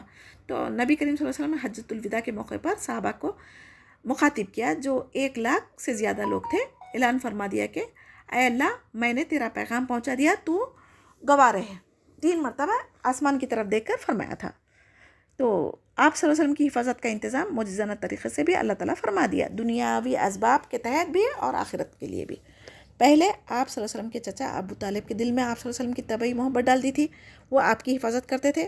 ان کا کفر پر قائم رہنا بھی شاید اللہ تعالیٰ کی مصلحت کا ایک حصہ ہی لگتا ہے، کیونکہ اگر وہ مسلمان ہو جاتے تو شاید قریش کے سرداروں میں ان کی عظمت اور ڈر نہ ہو رہتا، اور ان کے ہم مذہب ہونے کی وجہ سے ان کی وفات تک بھی ان کی وجہ سے نبی کریم صلی اللہ علیہ وسلم کو انہوں نے نقصان نہیں پہنچا سکا۔ اس کے بعد سرداران قریش، پھر انصار، مدینہ کے ذریعے آپ کی حفاظت فرمائی اللہ تعالیٰ نے۔ اس کے بعد پھر اللہ تعالیٰ وحی کے ذریعے ان کی سازشوں کے بارے میں اطلاع فرما دیتے تھے تاکہ نبی کریم صلی اللہ علیہ وسلم کی حفاظت ہو جائے۔ پھر جب یہ آیت نازل ہوئی تو آپ صلی اللہ علیہ وسلم نے تحفظ کے ظاہری اسباب اٹھا دیے تھے۔ کیا اللہ تعالیٰ کافی ہے نا؟ اہل کتاب کو یہاں پر بار بار کیوں مخاطب کیا جا رہا؟ تورات انجیل پر عمل یہ کرتے تو یہ لوگ گمراہ نہیں ہوتے تھے، اور نہ ہی قرآن پر ایمان رکھتے یہ لوگ۔ دراصل ان کی فطرت بن گئی تھی نا، تو یہ ہدایت اور گمراہی اس اصول کے مطابق ہے جو سنت اللہ رہی ہے۔ جس طرح اہل ایمان کے ایمان، تصدیق، عمل صالح اور علم نافع میں اضافہ ہوتا جاتا ہے، جس کی وہ طلب کرتا اللہ تعالیٰ اس میں اضافہ کرتا، تو اسی طرح اہل کتاب انکار کر کے شرارتوں میں بڑھتے چلے گئے تو اللہ تعالیٰ ان کو بھی ان کے کفر میں بڑھا دیے۔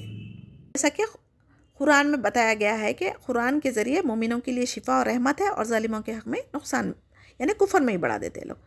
تو ہمیں کیا کرنا چاہیے؟ قرآن میں غور و فکر، تدبر کرنا چاہیے۔ یہ دراصل ہم امت محمدیہ صلی اللہ علیہ وسلم سے بار بار ان کے بارے میں کیوں کہا جا رہا؟ تاکہ ہم ان کے نقش قدم پر نہ چلیں، اپنی آخرت کو خراب نہ کریں۔ عقل مند کو اشارہ کافی ہے نا، تو بار بار بار بار تاکیدی حکم آ رہا، یہ ہم امتیوں کی اصلاح کے لیے ہے۔ ان الذین آمنوا والذین ہادوا والصابئون والنصارى من آمن باللہ والیوم الآخر وعمل صالحا فلا خوف علیہم ولا هم یحزنون۔ آیت 69 میں اللہ سبحانہ تعالیٰ مسلمانوں، یہودی، ستارہ پرست یعنی صابی اور نصرانی کوئی بھی ہو، انہیں چاہیے کہ اللہ تعالیٰ پر اور قیامت کے دن پر ایمان لائے اور نیک عمل کرے. ان لوگوں پر قیامت کے دن نہ خوف ہوگا نہ غمگین ہوں گے، جیسا کہ سورہ بقرہ آیت 62 میں بھی ہم پڑھ چکے. یعنی یہود، نصارہ، صابی سب کو اب قرآن و حدیث پر ہی عمل کرنا ہے. آخرت میں نجات صرف قرآن اور حدیث پر عمل کرنے والوں کے لیے ممکن ہے. لقد اخذنا میثاق بنی اسرائیل وارسلنا الیہم رسولا کلما جاءہم رسول بما لا تہوی انفسہم فریقا کذبوا وفریقا یقتلون وحسبوا الا تکون فتنۃ فعموا وصموا ثم تاب اللہ علیہم ثم عموا وصموا کثیر منہم واللہ بصیر بما یعملون. بنی اسرائیل نے اللہ تعالیٰ سے پکا عہد نبیوں کے ذریعے لیا تھا نا، رسولوں کے ذریعے احکامات دیے گئے تھے ان کو، پھر ان کی مرضی کے خلاف جو باتیں تھیں ان کو نہیں مانتے تھے، جو ان کے فائدے کے لیے اس کو مانتے تھے اور رسولوں کو ناحق قتل کرتے تھے. بنی اسرائیل کی فطرت میں عام ہو گئی تھی یہ بات کہ نبیوں کا قتل کرنا اور علماؤں کی بات نہیں ماننا. تو آج مسلمانوں کے بھی درمیان یہ چیزیں عام ہوتی جا رہی ہے، بات بات پر ناراض ہونا، علماء دین پر تانے طنز کسنا وغیرہ. اور بنی اسرائیل کیا سمجھ بیٹھے تھے کہ ان کی کوئی پکڑ نہیں ہوگی، جس کی وجہ سے اللہ تعالیٰ نے سزا کے طور پر ان کو حق دیکھنے اور سننے سے محروم کر دیا. یعنی آنکھ کان رکھتے ہوئے بھی اللہ تعالیٰ کے حق نہیں دیکھ سکتے، بہرے گونگے ہو گئے، حق بات نہیں بول سکتے، کانوں سے اللہ کا کلام سن کر بھی ہدایت نہیں پا سکتے.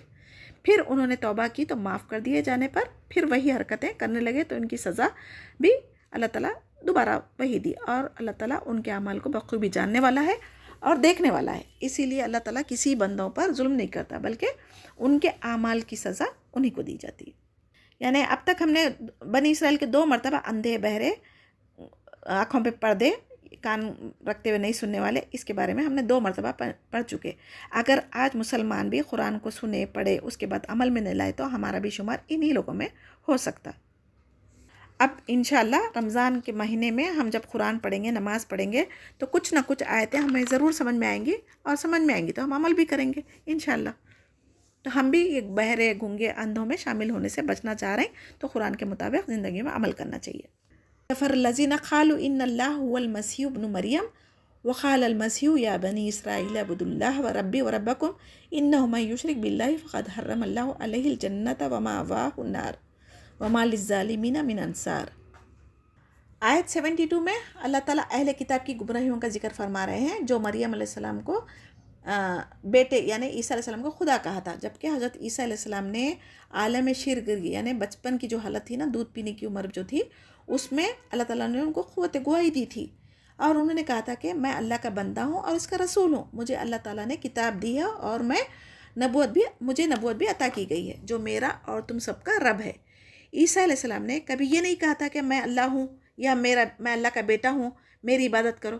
تو اس کے باوجود بھی اگر کوئی اللہ تعالیٰ کے ساتھ شریک کرے گا تو وہ گناہ گار ہے، اس کی مدد کرنے والا کوئی نہیں ہوگا قیامت کے دن، اور اس پر جنت حرام کر دی گئی. قیامت سے قریب عیسیٰ علیہ السلام کا آسمان سے نزول ہوگا، تب بھی وہ نبی کریم صلی اللہ علیہ وسلم کی تعلیمات کے مطابق لوگوں کو اللہ تعالیٰ کی دعوت دین اور توحید کی دعوت دیں گے، اس کی اطاعت کی طرف پھر سے بلائیں گے. قرآن پر عمل ہوگا نہ کہ انجیل کی طرف. کفر الذین قالوا ان اللہ ثالث ثلاثہ وما من الہ الا الہ واحد وان لم ينتهوا عما یقولون لیمسن الذین کفروا منهم عذاب علیم افلا یتوبون الی اللہ ویستغفرونہ واللہ غفور رحیم.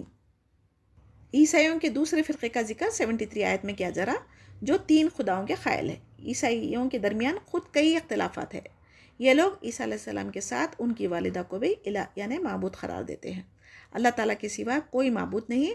جو بھی شرک سے باز نہ آئے اور کفر و شرک پر ہی رہے، ان کے لیے ہمیشہ ہمیشہ کے لیے دردناک عذاب، آگ کا عذاب تیار ہے. اللہ تعالیٰ کی مہربانی بندوں پر بہت زیادہ ہے، جس کی وجہ سے توبہ و استغفار کی تلقین کی جا رہی ہے.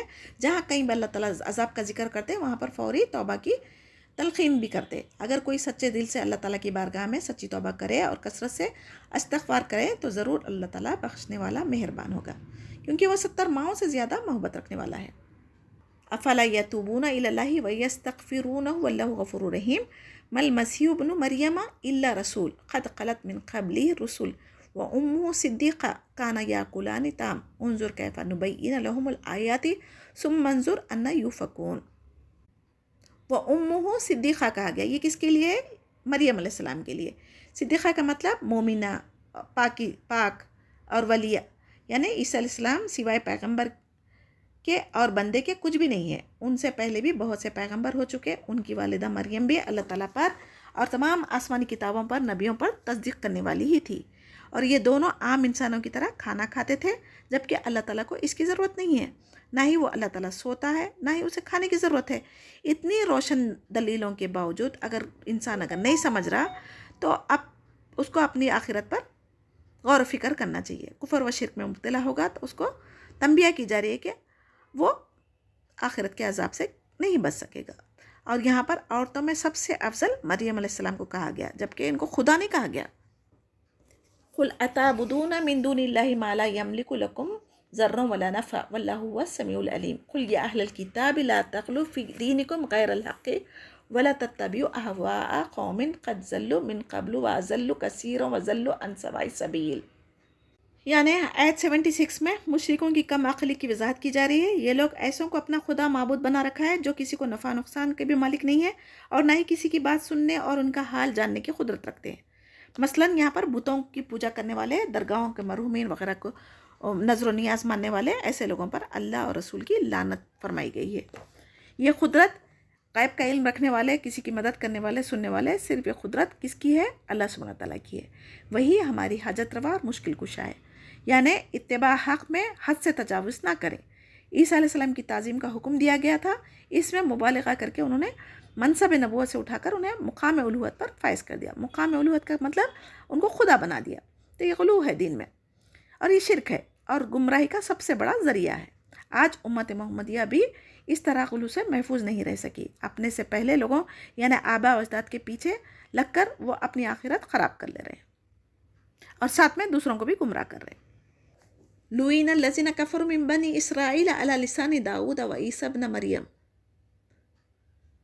ذَلِكَ بِمَا عَصَوْا وَكَانُوا يَعْتَدُونَ كَانُوا لَا يَتَنَاهَوْنَ عَن مُنكَرٍ فَعَلُوهُ فَلَبِئْسَ مَا كَانُوا يَفْعَلُونَ كَثِيرًا مِّنْهُمْ يَتَوَلَّوْنَ الَّذِينَ كَفَرُوا لَبِئْسَ مَا قَدَّمَتْ لَهُمْ أَنفُسُهُمْ أَن سَخِطَ اللَّهُ عَلَيْهِمْ وَفِي الْعَذَابِ هُمْ خَالِدُونَ وَلَوْ كَانُوا يُؤْمِنُونَ بِاللَّهِ وَالنَّبِيِّ وَمَا أُنزِلَ إِلَيْهِ مَا اتَّخَذُوهُمْ أَوْلِيَاءَ وَلَكِنَّ كَثِيرًا مِّنْهُمْ فَاسِقُونَ لَتَجِدَنَّ أَشَدَّ النَّاسِ عَدَاوَةً لِلَّذِينَ آمَنُوا الْيَهُودَ وَالَّذِينَ أَشْرَكُوا وَلَتَجِدَنَّ أَقْرَبَهُمْ مَوَدَّةً لِلَّذِينَ آمَنُوا الَّذِينَ قَالُوا إِنَّا نَصَارَى ذَلِكَ بِأَنَّ مِنْهُمْ قِسِّيسِينَ وَرُهْبَانًا وَأَنَّهُمْ لَا يَسْتَكْبِرُونَ۔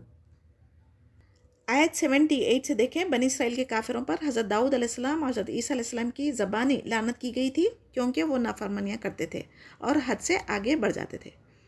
یعنی زبور، انجیل میں اور اب قرآن مجید میں جو آپ صلی اللہ علیہ وسلم پر نازل ہوئی، اس کے ذریعے لعنت فرمائی گئی۔ لعنت کا مطلب ہے اللہ تعالیٰ کی رحمت سے دوری۔ لعنت کے یہاں پر اسباب کیا بتائے جا رہے ہیں؟ واجبات کا ترک کرنا، حرام چیزوں کو حلال کر کے اللہ تعالیٰ کی نافرمانی کرنا، دین میں غلو اور بدعتیں ایجاد کرنا، یعنی جو حدود اللہ تعالیٰ نے مقرر کی ہے اس کو توڑنے والے اللہ تعالیٰ کی لعنت کے مستحق ہوتے ہیں۔ تو ہمیں اپنی زندگیوں میں دیکھنا چاہیے کہ ہم کہیں شرعی حدود کے خلاف ورزی تو نہیں کر رہے، کیونکہ اللہ تعالیٰ کی لعنت تمام رحمت سے، تمام اللہ تعالیٰ کی خیر سے دوری کا سبب بنتی ہے۔ آیت 79 میں ہم امت کو بھی مخاطب کیا جا رہا، آپس میں ایک دوسرے کو برے کام کرتے ہوئے دیکھتے مگر انہیں نہیں روکتے، یہ بھی بہت بڑا جرم ہے۔ یہ پچھلی قوموں میں لعنت کا سبب بنا تھا اور غضب الہی کا بھی سبب تھا۔ حدیث میں بھی ہے کہ اگر ہم جہاں کہیں برائی دیکھو تو اسے روکو۔ بنی اسرائیل میں سب سے پہلا نقص داخل ہوا تھا، کیا تھا وہ؟ ایک آدمی دوسرے آدمی سے کہتا تھا کہ اگر برائی کرتے دیکھتا تو اللہ سے ڈرو اور یہ گناہ ہے، یہ تیرے لیے جائز نہیں ہے، یہ برائی چھوڑ دے وغیرہ، مگر دوسرے ہی دن اسی کے ساتھ بیٹھ کر کھانے پینے، اٹھنے بیٹھنے میں کوئی شرم نہیں محسوس کرتا تھا۔ جبکہ ایمان کا تقاضا کیا ہوتا؟ جو کوئی شرعی احکامات کے خلاف ورزی کرتا اس سے نفرت کریں اور تعلقات ترک کریں، لیکن ہم کیا کر رہے ہیں؟ منہ سے تو کہہ دے رہے ہیں لیکن پھر ان سے دلی تعلقات رکھ رہے ہیں، تو جس پر اللہ تعالیٰ نے ان کے درمیان آپس میں عداوت ڈال دی تھی، وہی اللہ تعالیٰ کی لعنت کے مستحق قرار دیے گئے تھے۔ اگر آج ہم امت مسلمہ بھی اگر اس تاکیدی حکم کو نہیں مانیں گی، اللہ تعالیٰ کی یعنی نیکی کا حکم دے کے برائی سے نہیں روکیں گی، ظالم کا ہاتھ نہیں پکڑ سکیں گی، تو ایسے لوگوں کے ساتھ کیا ہونے والا ہے؟ یہی وعید ہمارے لیے بھی ہے۔ فرقے ہوں گے، اور فرقے بن کے جب یہ لوگ اسلامی احکامات پر عمل کرنا ترک کر دیں گے تو اللہ کے پاس عذاب کے ہم بھی مستحق ہوں گے۔ پھر تم جتنی چاہے دعائیں کر لو، اللہ تعالیٰ ہماری دعاؤں کو قبول نہیں کریں گے۔ آپ صلی اللہ علیہ وسلم نے فرمایا، تم میں سے کوئی کسی کو خلاف شریعت کام کرتے دیکھیں تو ہاتھ سے روکیں، زبان سے منع کرے، اگر یہ بھی نہیں ہو سکتا تو کم سے کم درجے کا ایمان کیا ہے، دل سے برا جانے، اور ویسی محفلوں سے اٹھ کے چلے جائیں اور ان سے ہم قطع تعلق ہو جائیں، کنارہ کش ہو جائیں۔ جیسا کہ ایک انسان اگر عطر کی دکان کے پاس جا کے بیٹھا کچھ دیر، وہاں نہیں بھی خریدا تو اس کے جسم پہ اس کے ہاتھ میں خوشبو ضرور آئیں گی، اور ایک انسان کوئلے کی کان کے پاس سے گزر رہا ہے یا وہاں بیٹھا کچھ دیر کے لیے، اگر نہ بھی کچھ ہاتھ لگائے تو اس کے گرد و غبار سے اس کے کپڑے تو غبار آلود ہوتے نا۔ تو اسی طریقے سے اگر آپ مومنوں کو چھوڑ کے کافروں کے ساتھ، فاسقوں کے ساتھ، منافقین کے ساتھ اٹھنا بیٹھنا، مشرکوں کے ساتھ دوستی رکھیں گے تو ضرور ان کا اثر ہمارے پہ ہو سکتا، اور یہ اہل کفر سے دوستانے کے تعلق میں کیا ہو سکتا، ہم اللہ کو ناراض کر کے دائمی عذاب کے مستحق ہو سکتے۔ تو ہمیں اس سے بچنا ضروری ہے۔ اور اگر اللہ تعالیٰ اور نبی پر جو نازل کیا گیا اس پر یہود کو اگر ایمان ہوتا تو یہ کفار سے دوستیاں نہ کرتے، لیکن ان میں اکثر لوگ فاسق ہے۔ جس کسی کے اندر صحیح معنوں میں ایمان ہوگا وہ کافروں سے دلی دوستی کبھی نہیں کرے گا۔ ہاں، ہمارا ان کے ساتھ اخلاق، حسن سلوک ہونا چاہیے تاکہ وہ اسلام سے متاثر ہو کر دین کی طرف آ سکے۔ اور آیت 82 میں اللہ تعالیٰ آپ صلی اللہ علیہ وسلم کو کیا فرما رہے ہیں؟ ایمان والوں کا دشمن سب سے زیادہ یہودیوں اور مشرکوں کو پائیں گے، اور ایمان والوں سے زیادہ قریب نصارہ کو پائیں گے، کیونکہ ان میں علماء دین موجود تھے اور وہ تکبر نہیں کرتے تھے۔ اب اس کے باوجود ہم کیا بولتے ہیں آج کل؟ مسلمانوں سے تو کافر ہی اچھے ہیں۔ یہ اکثر مسلمانوں کی زبان سے نکلتا، جب اللہ تعالیٰ کی آیت میں خود فرما رہے ہیں ایمان والوں کا دشمن یہودی ہے، تو یہودی لوگ ہی تو کافر ہیں نا۔ ابھی یہودیوں کے اندر نفرت اہل علم اور ایمان والوں سے بہت زیادہ ہے، جس کی وجہ سے انہوں نے نبیوں کو جھٹلایا تھا، قتل کیا تھا، حتیٰ کہ آپ صلی اللہ علیہ وسلم کو بھی قتل کرنے کی کئی بار سازشیں کی تھی اور جادو بھی کیا تھا ان پر، مگر اللہ تعالیٰ نے ان کی حفاظت فرمائی، جس کی وجہ سے ان کے جو حربے تھے وہ ناکام ہو گئے اور نبی کریم صلی اللہ علیہ وسلم کو ان کے نقصان سے بچا لیا۔ تو ان مشرکین کا حال بھی یہی ہے کہ ایمان والوں پر ظلم و زیادتی ہمیشہ کرتے رہتے ہیں۔ روحبان سے کیا مراد ہے یہاں پر؟ نیک، عبادت گزار اور گوشہ نشین لوگ، اور قسیسین سے مراد علماء و خطیب وغیرہ ہے۔ یعنی دین مسیح یعنی انجیل میں عفو و درگزر کی تعلیم کو امتیازی حیثیت حاصل تھی جو اصلی حالت میں تھی، لیکن آج یہود و نصارہ دونوں میں اختلافات ہونے کے باوجود بھی اگر کوئی مسلمانوں کے خلاف بات ہو جائے تو وہ دونوں مل کر مسلمانوں کو نقصان پہنچانے کی ہمیشہ کوشش میں لگے رہتے۔ تو لہٰذا اب ہمیں مسلمانوں کو اس میں کیا سبق مل رہا کہ یہود نصارہ سے گہری دوستیاں نہ کریں اور مومنوں کو اپنا دوست بنائیں۔ دیکھیں آج کا ہمارا 6 پارے میں ہم راسخون فی العلم پڑھے، تو اس میں کیا مطلب ہے؟ علم میں رسوخ حاصل کرنے والی کی علامات وہ کیا ہے؟ نمبر 1 اللہ کا ڈر، عاجزی و انکساری، دنیا سے بے رغبتی، نفس کے ساتھ ہمیشہ جہاد کرنا، لوگوں کے ساتھ حسن سلوک کرنا، غرور تکبر سے بچنا، عمل کر کے بھی نیک کی ہماری قبول ہوئی نہیں ہوئی اللہ سے ڈرتے رہنا۔ ٹھیک ہے، اب یہ عمل کی بات ہے، آپ نوٹ ڈاؤن کریے۔ اور حضرت موسیٰ علیہ السلام کا اللہ تعالیٰ سے سوال کیا تھا؟ اے اللہ سب سے زیادہ متقی بندہ کون ہے؟ جو سب سے زیادہ اللہ کا ذکر کرتا اور ڈرتا ہے۔ تو اللہ نے کیا کیا جواب دیا وہ بھی دیکھیں۔ اے اللہ تیرا کون سا بندہ زیادہ ہدایت یافتہ ہے؟ تو کیا جواب ہے اللہ تعالیٰ کا؟ جو میری ہدایت کے راستے پر چلتا ہے۔ پھر موسیٰ علیہ السلام نے سوال کیا تھا، اے اللہ تیرا کون سا بندہ منصف ہے، جو خود کے لیے پسند کرتا وہی دوسروں کے لیے پسند کرنے والا اللہ تعالیٰ کو پسند ہے وہ بندہ۔ اور اللہ تعالیٰ تیرا سب سے زیادہ علم رکھنے والا بندہ کون ہے؟ تو وہ کبھی علم سے سیر نہ ہو، یعنی ہمیشہ طالب علم ہی بنا رہتا اور عمل بھی کرتا رہتا۔ اے اللہ تیرا کون سا بندہ سب سے زیادہ معزز ہے؟ تو اللہ تعالیٰ اس کا جواب کیا دیے؟ بدلہ لینے کی قدرت رکھنے کے باوجود وہ معاف کرتا لوگوں کو۔ اور اے اللہ تو سب سے زیادہ مالدار کون ہے تیرے بندوں میں؟ تو انہوں نے کیا کیا؟ اللہ تعالیٰ نے کیا فرمایا؟ دنیا سے بے نیاز، جو کچھ اللہ تعالیٰ دیا اس پر وہ راضی ہوتا اور مطمئن ہوتا، اور جو کچھ ہے اس میں اللہ کے راستے میں خرچ کرتا۔ اور اے اللہ سب سے زیادہ کون فقیر ہے تیرے پاس تیرے بندوں میں؟ تو اللہ تعالیٰ کیا جواب دیے؟ جو علم اور مال رکھتا ہو مگر اس پر عمل نہیں کرتا، یہ سب سے زیادہ فقیر ہے۔ اب اس کے بعد عزت کی حرمت، یعنی دوسروں کی غلطیوں کو اچھالنے سے بچنا چاہیے، کیونکہ عزت نفس کے خلاف ہے یہ، اللہ تعالیٰ کو یہ ناپسند ہے۔ اگر ہو سکتا کل وہ ایمان لے آئے، لیکن آپ اس کی لوگوں میں یعنی اس کی بدکاریوں کے بارے میں اگر بتاتے جائیں گے، اس کی بے عزتی ہوں گی، تو ہو سکتا وہ کبھی دین کی طرف آئے بھی نہ۔ تو اس کے اگر کسی کے گناہوں پر ہم پردہ ڈالیں، اس کو اکیلے میں سمجھائیں گے، تو ہو سکتا وہ ہدایت حاصل کر لے اور ہمارے لیے بخشش کا ذریعہ بن سکے۔ اور اہل کتاب کی طرح طرح کے حرام حلال کو کرنا، دنیا آخرت کی سزائیں ان کی بیان کی گئی۔ دشمن کے ساتھ میں بھی اگر کوئی فیصلہ کرنے کا ہے تو عدل و انصاف پر قائم رہنا، یہ متقیوں کی علامت کہی گئی۔ اور اللہ کی کتاب اور قرآن و حدیث پر ایمان لائیں، رسول کی اطاعت میں کامیابی ہے، بلکہ اللہ تعالیٰ بار بار فرمائے یہاں پر اللہ کے ساتھ کسی کو شریک نہ ٹھہرانا۔ ہر مشکل کا حل ہمیں قرآن و حدیث سے ملتا ہے۔ اللہ سے کیے ہوئے وعدوں پر ہر حال میں یقین رکھنا اور ایمان رکھنا، بھروسہ رکھنا ضروری ہے۔ نیکی کے کاموں میں ایک دوسرے کے ساتھ تعاون کرنا چاہیے، برائیوں میں نہیں کرنا چاہیے، کیونکہ نیکی کے کاموں میں اگر تعاون کریں گے تو آپ کو بھی اجر ملنے والا ہے۔ اگر برائیوں میں اگر آپ ان کا تعاون کریں گے، جیسا کہ جادوگر، نجومی، کاہن کے باتوں پر عمل کرنا، یہ حرام ہے۔ اگر ان کے ساتھ اٹھے بیٹھے ان کی باتوں کی تصدیق بھی کرے تو یہ ہمیں بھی جہنم کی طرف لے کے جاتی ہے۔ پاکیزہ کھانا پینا تاکہ ہماری دعائیں عبادتیں قبول ہو، اللہ تعالیٰ کا قرب حاصل ہو، اللہ کا دیدار ہمیں نصیب ہو۔ اللہ تعالیٰ اخلاص کے ساتھ کیے جانے والے عمل کو دیکھتا ہے، چاہے وہ کھجور کا ایک دانہ کیوں نہ ہو۔ نیک کاموں کا وسیلہ دے کر ہم دعائیں مانگ سکتے، برائیوں سے رکنا چاہیے۔ نیکی کی دعوت دیتے ہوئے ہمیں اللہ تعالیٰ کے اسماء حسنے کا وسیلہ دے کے دعا کرنا چاہیے۔ اللہ تعالیٰ نے تمام نبیوں کے درجات مقرر کر دیے ہیں، ہمیں اب اس میں تفریقہ نہیں ڈالنا چاہیے، کسی کو بڑا کسی کو کم نہیں سمجھنا چاہیے۔ سب کا پیغام توحید کا ہی تھا، اس سے غلو کرنے سے ہمیں بچنا چاہیے، اعتدال سے زندگی گزارنا چاہیے۔ دین مکمل ہو چکا، یہ آیت آنے کے بعد اب ہم دین میں ایڈیشن کی کوئی گنجائش باقی نہیں رکھتے، یعنی قیامت تک اب ہمیں قرآن پر ہی عمل کرنا ہے۔